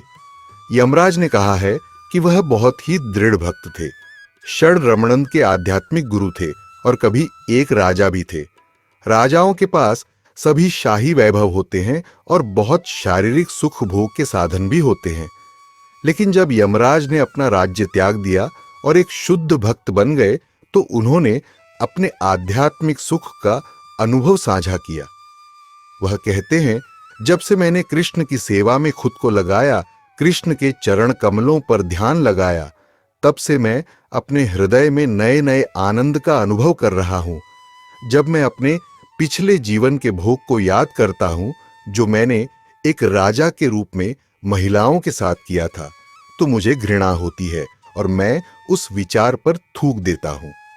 यमराज बताते हैं कि यौन इच्छाओं को नियंत्रित करना कठिन होता है, लेकिन जिस आध्यात्मिक सुख का वह अब अनुभव कर रहे हैं, उसकी तुलना में उनके पूर्व के सुख नगण्य लगते हैं। इस प्रकार से हम अपनी इंद्रियों को नियंत्रित कर सकते हैं, एक उच्च स्वाद का अनुभव करके। कृष्ण बताते हैं कि इंद्रियां इतनी शक्तिशाली और उग्र होती है, हे अर्जुन, कि वे एक समझदार व्यक्ति के मन को भी जबरदस्ती अपनी ओर खींच लेती है, जो उन्हें नियंत्रित करने की कोशिश कर रहा होता है। यहां कृष्ण उन आध्यात्मिक साधकों की स्थिति का वर्णन कर रहे हैं जो भक्त नहीं हैं और जो अपनी इंद्रियों को कृष्ण की सेवा में नहीं लगा पाते। भले ही एक आध्यात्मिक साधक अपनी इंद्रियों को नियंत्रित करने की कोशिश करता है, इंद्रियां इतनी शक्तिशाली होती हैं कि वे मन को जबरदस्ती खींच लेती हैं। हम सभी ने अपने जीवन में इसका अनुभव किया है। हम अपनी इंद्रियों को नियंत्रित करना चाहते हैं, लेकिन वे इतनी शक्तिशाली और उग्र होती हैं कि वे मन को खींच लेती हैं। कृष्ण चेतावनी देते हैं कि यदि मन को उच्च गतिविधियों में नहीं लगाया गया तो वह इंद्रियों के आदेशों का पालन करेगा। कृष्ण अपनी सेवा में इंद्रियों को लगाने की सलाह देते हैं ताकि एक उच्च स्वाद का अनुभव हो सके। यह सीधे तौर पर श्लोक संख्या 61 में कहा गया है, जहां कृष्ण कहते हैं कि जो अपनी इंद्रियों को नियंत्रित करता है और अपनी चेतना को मुझ पर स्थिर करता है, वह स्थिर बुद्धि वाला व्यक्ति कहलाता है। कृष्ण बताते हैं कि इंद्रियों को उनकी सेवा में लगाया जाना चाहिए ताकि एक उच्च आनंद का अनुभव हो सके, जो भौतिक सुखों से भी बढ़कर है। इंद्रियों को, जिसमें मन भी शामिल है, कृष्ण की सेवा में लगाया जाना चाहिए। यही योग अभ्यास का सबसे उच्चतम रूप है। हालांकि कई प्रकार के योगी होते हैं, कृष्ण चेतावनी देते हैं कि जब तक वे भगवान के व्यक्तित्व को समझने और उनकी सेवा में लिप्त होने की इस समझ तक नहीं पहुंचते, तब तक वे उस उच्च स्वाद, परम दृष्टियों का अनुभव नहीं कर सकते जो उन्हें भौतिक सुखों से मुक्त होने में मदद करता है। कृष्ण बताते हैं कि यदि इंद्रियां उनकी सेवा में नहीं लगीं तो निम्नलिखित क्रम होता है। जब कोई व्यक्ति इंद्रियों के विषयों पर विचार करता है तो उसमें उनके प्रति आसक्ति उत्पन्न होती है और उस आसक्ति से कामना उत्पन्न होती है। कामना से क्रोध उत्पन्न होता है, क्रोध से मोह उत्पन्न होता है और मोह से स्मृति का भ्रम होता है। जब स्मृति भ्रमित हो जाती है तो बुद्धि नष्ट हो जाती है और जब बुद्धि नष्ट हो जाती है तो व्यक्ति फिर से भौतिक संसार में गिर जाता है। कृष्ण चेतावनी देते हैं कि जो योगी उनकी सेवा में लिप्त नहीं हैं, वे अंततः इंद्रियों की शक्ति के आगे झुक जाते हैं। यहाँ तक कि उन्नत योगी जैसे कि विश्वामित्र, जो मेनका के पायलों की झंकार सुनकर गिर गए, और सौभरी मुनि, जिन्होंने जल के नीचे ध्यान करते समय मछलियों को सहवास करते देखा और फिर मानसिक विक्षेप के कारण अपनी आध्यात्मिक साधना छोड़ दी। हालांकि ये योगी उन्नत मंच पर थे, लेकिन वे इसे बनाए नहीं रख सके क्योंकि उन्हें कृष्ण की भक्ति सेवा का उच्च स्वाद नहीं मिला। इसलिए कृष्ण इस प्रक्रिया का पालन करने के खिलाफ सलाह देते हैं जो इस उच्च स्वाद की ओर नहीं ले जाती। जो व्यक्ति अपने इंद्रियों को नियंत्रित कर पाता है और स्वतंत्रता के अनुशासित सिद्धांतों का पालन करता है, वह भगवान की पूरी कृपा प्राप्त कर सकता है और सभी प्रकार के आसक्ति और द्वेष से मुक्त हो सकता है। यहाँ तू शब्द बहुत महत्वपूर्ण है, क्योंकि कृष्ण यहाँ एक गैर भक्त योगी के भाग्य और एक भक्त के बीच का अंतर बताते हैं। कृष्ण समझाते हैं कि एक भक्त विशुद्ध आत्मा जो अपनी इंद्रियों को नियंत्रित करता है और उन्हें कृष्ण की सेवा में लगाता है, वह प्रसादम अर्थात भगवान की कृपा प्राप्त करता है। मैंने एक बार एक दूसरे धर्म के एक प्रमुख लेखक को उनकी फिलॉसफी बताते हुए सुना। उन्होंने कहा, हम आध्यात्मिक स्थिति प्राप्त करना चाहते हैं, लेकिन अगर भगवान मौजूद भी हैं तो भी हम अपने जीवन को संपूर्ण बनाने के लिए उनकी मदद नहीं लेना चाहते। हम अपनी ताकत पर आगे बढ़ना चाहते हैं, लेकिन ऐसा तरीका भगवत गीता या योग के अन्य मानक ग्रंथों में अनुशंसित नहीं है। यहां प्रसादम अर्थात भगवान की कृपा आवश्यक है। कभी-कभी लोग सोचते हैं कि धार्मिक या आध्यात्मिक जीवन में बहुत सारी अनावश्यक पाबंदियां सौ हैं, लेकिन ये पाबंदियां महत्वपूर्ण हैं, जैसे कि ट्रैफिक के नियम, जो भले ही झंझट जैसे लगे परंतु अव्यवस्था और दुर्घटनाओं को रोकने के लिए आवश्यक होते हैं। इसी प्रकार आध्यात्मिक जीवन में ये पाबंदियां वास्तव में स्वतंत्रता के अनुशासित सिद्धांत हैं। जैसे एक बीमार व्यक्ति को स्वास्थ्य प्राप्त करने के लिए कुछ निर्देश दिए जाते हैं, वैसे ही इन सिद्धांतों का पालन करने से हम आध्यात्मिक कल्याण प्राप्त कर सकते हैं।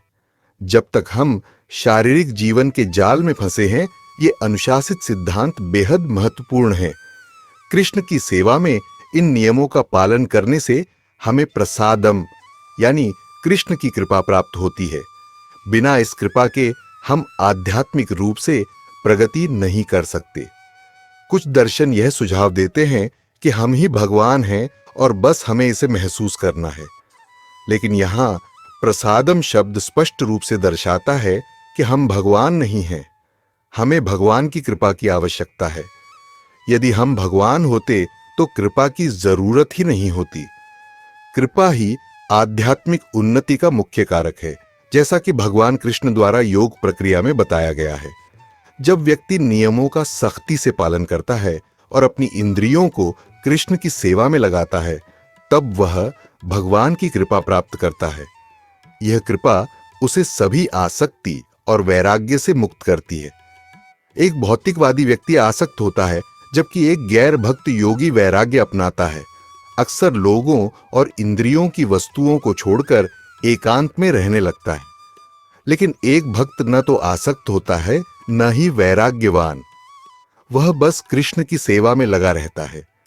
अगर उसे इंद्रियों की वस्तुओं से घिरा होना पड़े तो वह उन्हें कृष्ण की सेवा में उपयोग करता है। अगर आवश्यक हो, उसका केवल एक ही उद्देश्य होता है कि क्या कृष्ण को प्रसन्न करेगा। अगर सब कुछ छोड़कर दूर चले जाने से कृष्ण को दुख होता है, तो वह ऐसा वैराग्य नहीं चाहता। एक भक्त समझता है कि उसका अस्तित्व केवल भगवान के आनंद के लिए है, क्योंकि वह भगवान का एक हिस्सा है। कृष्ण इस रहस्य को प्रकट करते हैं। जैसे एक पेड़ की जड़ में पानी डालने से उसकी सारी पत्तियां संतुष्ट हो जाती हैं, वैसे ही एक भक्त जानता है कि कृष्ण को संतुष्ट करना उसे खुद को संतुष्ट करेगा। जब वह कृपा प्राप्त करता है तो यह ज्ञान जागृत होता है और वह आसक्ति और वैराग्य दोनों से मुक्त हो जाता है। एक व्यक्ति जो दिव्य चेतना में स्थित होता है, उसकी भौतिक अस्तित्व की 3 प्रकार की पीड़ाएं समाप्त हो जाती है और ऐसी प्रसन्न स्थिति में उसकी बुद्धि स्थिर हो जाती है।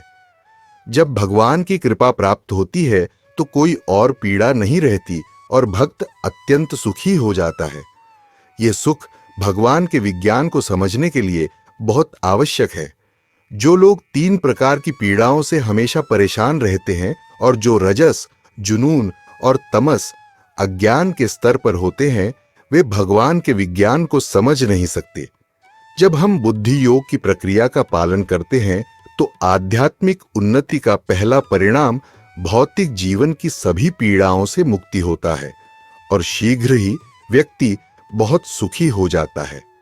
अगर आध्यात्मिक जीवन का पालन करने के बाद भी हम सुखी नहीं हो रहे हैं, तो इसका मतलब है कि हम सही तरीका नहीं अपना रहे हैं, अन्यथा एक व्यक्ति को शीघ्र ही सुख के स्तर पर स्थिर हो जाना चाहिए। जब कोई योग अभ्यास में सुख के स्तर पर स्थिर हो जाता है तो उसकी बुद्धि बहुत स्पष्ट हो जाती है। सारी उलझनें समाप्त हो जाती हैं और वह स्पष्ट रूप से समझता है कि वह कौन है, भगवान कौन है, यह सृष्टि क्या है और इसका उद्देश्य क्या है। जीवन में कोई भ्रम नहीं रहता। जो व्यक्ति आध्यात्मिक चेतना में नहीं होता, न तो उसकी बुद्धि स्थिर होती है और न ही उसका मन नियंत्रित होता है। बिना इन दोनों के शांति की संभावना नहीं होती और बिना शांति के सुख कहां से मिलेगा। कृष्ण चेतावनी देते हैं कि उन योग प्रक्रियाओं का पालन न करें जो कृष्ण की सेवा में संलग्नता की सिफारिश नहीं करती। बिना इस संलग्नता के व्यक्ति इंद्रिय वस्तुओं पर विचार करता रहेगा, उनसे बहकता रहेगा और उच्च आनंद का अनुभव नहीं कर पाएगा। कृष्ण समझाते हैं कि यदि किसी की इंद्रियां उनकी सेवा में संलग्न नहीं होती तो उसकी बुद्धि स्थिर नहीं हो सकती, क्योंकि उसे जीवन में उच्च आनंद का अनुभव नहीं होगा। एक भौतिकवादी हमेशा इस बात का हिसाब लगाता रहता है कि उसे क्या खुश करेगा और अपने लक्ष्यों को बार-बार बदलता रहता है, चाहे वह परीक्षा पास करना हो, नौकरी बदलनी हो या व्यक्तिगत रिश्ते। इस निश्चित उद्देश्य की कमी से जीवन में अस्थिरता पैदा होती है, क्योंकि कृष्ण चेतना के अलावा कुछ भी आत्मा को संतुष्ट नहीं करता। कृष्ण इस बात पर जोर देते हैं कि उनकी सेवा में संलग्नता के बिना बुद्धि स्थिर नहीं हो सकती। बिना स्थिर बुद्धि के मन नियंत्रित नहीं हो सकता। जब मन अशांत होता है तो वह लगातार एक विचार से दूसरे विचार पर उछलता रहता है, लेकिन जब मन सुख शांति पर केंद्रित होता है तो शांति मिलती है। बिना शांति के सुख कैसे मिलेगा? कृष्ण ने हमें फिर से समझाया और चेतावनी दी है कि समय बहुत कम है। उन्होंने भगवत गीता द्वापर युग के अंत में कलयुग की शुरुआत से ठीक पहले बोली थी और इस विधि की महत्ता पर जोर दिया था। कलयुग में लोग स्वाभाविक रूप से बहुत परेशान रहेंगे, इसलिए कृष्ण हमें सलाह देते हैं कि योग की धीमी प्रक्रियाओं को छोड़कर समय बचाएं। वे बुद्धि योग का अभ्यास करने पर जोर देते हैं, जिसमें अपनी इंद्रियों और मन को उनकी सेवा में लगाना, उसके परिणाम उन्हें अर्पित करना और उनके साथ प्रेम पूर्ण संबंध स्थापित करने की कोशिश करना शामिल है। कृष्ण ये सलाह देते हैं कि अष्टांग योग जैसी कृत्रिम विधि का पालन न करे, क्योंकि वह सतयुग के लिए थी, न कि कलियुग के लिए। इस युग में ऐसे अभ्यास सफल नहीं होंगे। अंततः किसी भी योग के सफल होने के लिए भगवान विष्णु या कृष्ण के हृदय में ध्यान की आवश्यकता होती है। कुछ योगी ध्यान करने का प्रयास करते हैं, पहले सभी विक्षेपों को दूर करके और सभी इंद्रियों की गतिविधियों को रोककर, फिर ध्यान ध्यान शुरू करके और अंत में समाधि तक पहुंचकर। लेकिन यह कृष्ण पर ध्यान केंद्रित करने का कृत्रिम तरीका है। कृष्ण पर ध्यान केंद्रित करने का एक स्वाभाविक तरीका सेवा के माध्यम से है। जब आप किसी की सेवा करते हैं तो एक प्रेम पूर्ण संबंध विकसित होता है और प्रेम के साथ आप स्वाभाविक रूप से अपने प्रेम के पात्र के बारे में सोचते हैं। कृष्ण इस स्वाभाविक योग प्रक्रिया की सलाह देते हैं। जो भी साधन आपके पास हो उसका उपयोग उनकी सेवा में करें, अपनी क्षमता के अनुसार। जब प्रेम होता है तो आप उनके प्रति अपनी स्नेह को पुनर्जीवित करते हैं और आप हमेशा उनके बारे में सोचते हैं। इस प्रकार योग की प्रक्रिया स्वाभाविक रूप से प्राप्त हो जाती है, बिना उन कठोरताओं की आवश्यकता के जो पिछले युगों में अनुशंसित थीं। कृष्ण कहते हैं कि अगर आपकी बुद्धि और मन स्थिर नहीं है तो आप अशांति का अनुभव करेंगे, जिससे शांति का अभाव होगा और बिना शांति के कोई सुख नहीं है। जैसे जल में एक नाव को तेज हवा से बहा दिया जाता है, वैसे ही अगर एक भी इंद्रिय किसी वस्तु पर केंद्रित हो जाती है तो वह व्यक्ति की बुद्धि को विचलित कर सकती है। अगर आपकी बुद्धि स्थिर नहीं है तो आपका मन किसी भी इंद्रिय पर केंद्रित हो जाएगा और जैसे हवा नाव को पलट देती है, वैसे ही इंद्रिय विषय पर ध्यान देने से आपकी आध्यात्मिक जीवन बाधित हो सकती है और आप फिर से भौतिक सुखों की ओर आकर्षित हो जाएंगे। इसलिए कृष्ण अर्जुन से कहते हैं कि केवल वही व्यक्ति जिनकी इंद्रियां उनके विषयों से वश में हैं, स्थिर बुद्धि प्राप्त कर सकते हैं। जैसे शत्रुओं को एक उच्च शक्ति या बल से वश में किया जाता है, वैसे ही केवल मानवीय प्रयासों से इंद्रियों को नियंत्रित करना संभव नहीं है। लेकिन जब इंद्रियों को भगवान की सेवा में लगाया जाता है तो उनकी शक्ति इंद्रियों को नियंत्रित करती है। कृष्ण यह भी बताते हैं कि जब हम इस अभ्यास का पालन करते हैं तो हमारे आसपास के लोगों से प्रतिक्रियाएं होंगी। लोग हमारे जीवन के चुनावों का मजाक उड़ा सकते हैं या ताने कस सकते हैं, यह पूछते हुए कि हम कृष्ण चेतना क्यों अपनाते हैं या क्यों हमने भगवत गीता पढ़ने से अपना जीवन बदल लिया है। कृष्ण हमें आश्वस्त करते हैं कि यह स्वाभाविक है। भौतिकवादी लोगों के लिए रात का समय आध्यात्मिक लोगों के लिए दिन का समय होता है और इसके विपरीत एक आध्यात्मिक व्यक्ति बाहरी इंद्रिय विषयों को महत्व नहीं देता, जो केवल निम्न श्रेणी की तुच्छ सुख देते हैं और जीवन में कई जटिलताओं और दुखों को लाते हैं। दूसरी ओर एक भौतिकवादी केवल बाहरी इंद्रिय विषयों को महत्व देता है और आत्मा या आध्यात्मिक सुख के अस्तित्व में विश्वास नहीं करता। एक आध्यात्मिक व्यक्ति के लिए भौतिक पहचान केवल कपड़े और माया है। जब हमसे पूछा जाता है कि हमारा जीवन क्यों बदल गया है, तो हम उन्हें कृष्ण द्वारा दी गई इस तर्क को प्रस्तुत कर सकते हैं।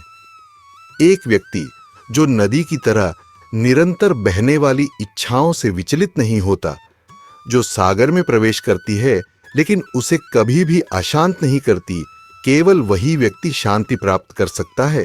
वह नहीं जो ऐसी इच्छाओं को संतुष्ट करने का प्रयास करता है। कृष्ण हमें बताते हैं कि जैसे कई नदियां सागर में बहती हैं लेकिन उसे अशांत नहीं करती, वैसे ही कई इच्छाएं शरीर में प्रवेश करेंगी। केवल वे लोग जो इन इच्छाओं को संतुष्ट करने का प्रयास नहीं करते, शांति प्राप्त कर सकते हैं। जो लोग भौतिक सुख की लालसा को पूरा करने का प्रयास करते हैं, वे अपनी मानसिक शांति खो देते हैं। शास्त्र बताते हैं कि इंद्रिय सुख असली सुख नहीं है, यह केवल मानसिक निर्माण है। हम उच्चतर सुख की लालसा करते हैं, लेकिन जो तुरंत उपलब्ध होता है उसी पर संतोष कर लेते हैं। इस प्रकार का सुख व्यसनी और अनावश्यक है। जैसे धूम्रपान या शराब पीना आवश्यक नहीं है, वैसे ही भौतिक सुख का भोग भी आवश्यक नहीं है। हालांकि एक बार जब हम शुरू करते हैं तो इच्छाएं बढ़ती रहती हैं। उदाहरण दिया गया है कि जैसे एक एक्जिमा रोगी के शरीर पर खुजली वाले घाव होते हैं। इन घावों को खुजलाने से अस्थायी राहत मिलती है, लेकिन अंततः यह स्थिति को और खराब कर देता है, जिससे रक्तस्राव और रोग की गंभीरता बढ़ जाती है। इसी प्रकार गरीब लोगों को उम्मीद हो सकती है कि अमीर बनने से खुशी मिलेगी, लेकिन अमीर लोग जिन्होंने पहले से ही धन प्राप्त कर लिया है, अक्सर निराश हो जाते हैं, ये महसूस करते हुए कि धन वह खुशी नहीं लाता जिसकी उन्होंने तलाश की थी। मैंने बहुत से संसाधन प्राप्त कर लिए हैं, मान सम्मान, प्रसिद्धि और धन भी हासिल किया है। मैं जितना हो सकता है इंद्रियों की सुख सुविधाओं में लिप्त हूं, फिर भी मेरे जीवन में असंतोष है। आखिर क्यों मैं अब भी खुश नहीं हूं? मैं और क्या कर सकता हूं? यह असंतोष अक्सर चिंता और अवसाद का कारण बन जाता है, क्योंकि खुशी का कोई स्पष्ट रास्ता नजर नहीं आता। यही भौतिक सुख की प्रकृति है। यह ऐसा है जैसे आग में घी डालना। इंद्रियों की इच्छाएं कभी पूरी नहीं होती। आज एक सिगरेट से काम चल जाता है, लेकिन जल्द ही 2 की जरूरत पड़ती है, फिर 4 और इसी तरह। चाहे सिगरेट हो, खाना हो या अन्य सुख इच्छाओं का अंत नहीं है। यही बात यौन इच्छाओं पर भी लागू होती है। यहां भी कोई सीमा नहीं है कि कोई कितनी या कितनी तरह की इच्छा करेगा। यह समझने पर हमें एहसास होता है कि भौतिक सुख स्वाभाविक रूप से नशे की तरह होता है। फिर भी कोई हमें इस बारे में शिक्षित नहीं करता। यहां तक कि सबसे बुद्धिमान लोग जो विभिन्न परीक्षाओं में शीर्ष पर आते हैं और सबसे अच्छे तकनीकी और व्यापारिक योजनाएं बनाते हैं, भी इस सत्य को समझने में असफल रहते हैं। भगवान की कृपा प्रसाद के बिना कृष्ण द्वारा दी गई ज्ञान को समझना कठिन होता है। कृष्ण समझाते हैं कि जो व्यक्ति मन और शरीर की लगातार बहती इच्छाओं को संतुष्ट करने की कोशिश करता है, उसे कभी शांति नहीं मिलती, क्योंकि यह हमारी प्रकृति के खिलाफ है। सभी भौतिक सुख वास्तव में नशा है। हमें इनकी जरूरत नहीं है, लेकिन एक बार जब हम इनका आनंद लेना शुरू करते हैं तो हम इन्हें छोड़ नहीं पाते। जो व्यक्ति इच्छाओं की निरंतर धारा से अप्रभावित रहता है, वह इसलिए क्योंकि वह एक उच्चतर सुख का अनुभव कर रहा होता है। ऐसा व्यक्ति शांति प्राप्त करता है। क्या यह सीधी सादी तर्क नहीं है? जब लोग कहते हैं जो हमारे लिए दिन है वह तुम्हारे लिए रात है, तो इसका मतलब है कि वे अलग अलग सुखों का अनुभव कर रहे हैं। आप समझा सकते हैं कि यह असली जीवन है जिसे हमें प्राप्त करने का प्रयास करना चाहिए। यह सामान्य समझ है। अंततः इस अध्याय में कृष्ण ने निष्कर्ष रूपी ज्ञान दिया है। जो व्यक्ति सभी इंद्रिय सुखों की इच्छाओं को छोड़ देता है, जो इच्छाओं से मुक्त होकर जीता है, जिसने स्वामित्व की भावना को त्याग दिया है और जो मिथ्या अहंकार से रहित है, वही वास्तविक शांति प्राप्त कर सकता है। जब कोई समझता है कि भौतिक इच्छाएं नशे की तरह होती हैं, जैसे एक्जिमा के घाव को खरोंचना जिससे स्थिति और बिगड़ जाती है, तो वह इन इच्छाओं को छोड़ देता है। वह समझता है कि कुछ भी उसका नहीं है, सब कुछ भगवान का है और उसे भगवान की सेवा में ही उपयोग करना चाहिए। जब कोई स्वामित्व और मिथ्या अहंकार से मुक्त हो जाता है, तो वह समझता है कि वह यह शरीर नहीं है, बल्कि एक आत्मा है जिसकी अपनी आध्यात्मिक पहचान है। वह समझता है कि भौतिक लाभ या हानि महत्वहीन है, क्योंकि वास्तव में कुछ भी उसका नहीं है। यह समझ उसे गहरी शांति देती है। यही आध्यात्मिक और ईश्वर भावनापूर्ण जीवन का मार्ग है। जब कोई व्यक्ति इस चेतना को प्राप्त कर लेता है, तो मृत्यु के समय भी वह ईश्वर के राज्य में प्रवेश कर सकता है। कृष्ण बताते हैं कि मृत्यु के समय यदि कोई इस चेतना को बनाए रखता है, तो वह ब्रह्म निर्वाण प्राप्त करता है, जिसका अर्थ है भौतिक अस्तित्व का अंत। कुछ दार्शनिक मानते हैं कि मुक्ति शून्यता या अस्तित्व के अंत की ओर ले जाती है, लेकिन यह दर्शन केवल उन लोगों के लिए है जो भौतिक जीवन से अत्यधिक निराश हैं और उससे बचना चाहते हैं। हालांकि भगवद गीता में ऐसा नहीं बताया गया है। यहाँ कृष्ण एक विशेष प्रकार के ज्ञान के बारे में बात करते हैं जो भौतिक जीवन से परे एक सकारात्मक अस्तित्व की ओर ले जाता है। मुक्ति केवल पीड़ा को समाप्त करने के बारे में नहीं है, बल्कि एक उच्च सकारात्मक स्थिति के अस्तित्व को प्राप्त करने के बारे में है। जैसे एक रोगी जो न केवल रोग से मुक्त होना चाहता है, बल्कि जीवन का आनंद लेना भी चाहता है, एक मुक्त आत्मा भी आध्यात्मिक क्षेत्र में सकारात्मक आनंद की तलाश करती है। इस सकारात्मक मुक्ति को ब्रह्म निर्वाण कहा जाता है, जो ईश्वर के राज्य की प्राप्ति है। शास्त्र बताते हैं कि जैसे कुछ लोग जल, अग्नि और वायु पर आधारित हैं, वैसे ही कुछ आध्यात्मिक लोग होते हैं जो पूरी तरह से आध्यात्मिक तत्व से बने होते हैं। कृष्ण कहते हैं कि उनका निवास ऐसा ही एक आध्यात्मिक लोक है। इस आध्यात्मिक जीवन के ज्ञान से भौतिक जीवन को केवल भ्रम समझने से आगे बढ़कर यह समझ आती है कि हम केवल शरीर नहीं हैं, बल्कि एक आत्मा है जिसकी आध्यात्मिक पहचान है। ईश्वर केवल एक ऊर्जा नहीं है, बल्कि एक व्यक्ति है जिनका रूप और क्रियाएं हैं। भक्ति सेवा में लिप्त होना हमें इस सकारात्मक आध्यात्मिक अस्तित्व को समझने में मदद करता है। उच्चतम योगी का लक्ष्य किसी भी भौतिक ग्रह को प्राप्त करना नहीं है, बल्कि पूरी तरह से आध्यात्मिक तत्व से बने हुए आध्यात्मिक ग्रह तक पहुंचना है। यदि कोई कृष्ण द्वारा वर्णित योग प्रणाली का पालन करता है तो वह ब्रह्म निर्वाण प्राप्त करता है और उन आध्यात्मिक लोकों तक पहुंचता है जहां समय का प्रभाव नहीं है, कोई भय नहीं है, कोई चिंता नहीं है और हमेशा कृष्ण चेतना का उच्च सुख मिलता है। इसी के साथ भगवत गीता के दूसरे अध्याय का समापन होता है, जिसमें कर्म योग, ज्ञान योग और भक्ति योग का परिचय दिया गया है। भगवत गीता के तीसरे अध्याय में हमें और भी सुंदर निर्देश मिलेंगे। यदि आपका कोई भाई बंधु परेशानी, चिंतित, जीवन की समस्या से जूझ रहा हो, ये वीडियो उसे जरूर शेयर करे और वीडियो को लाइक कर दे। YouTube चैनल को सब्सक्राइब कर ले। अपना प्यार और सपोर्ट हमेशा बनाए रखें। जय श्री कृष्ण।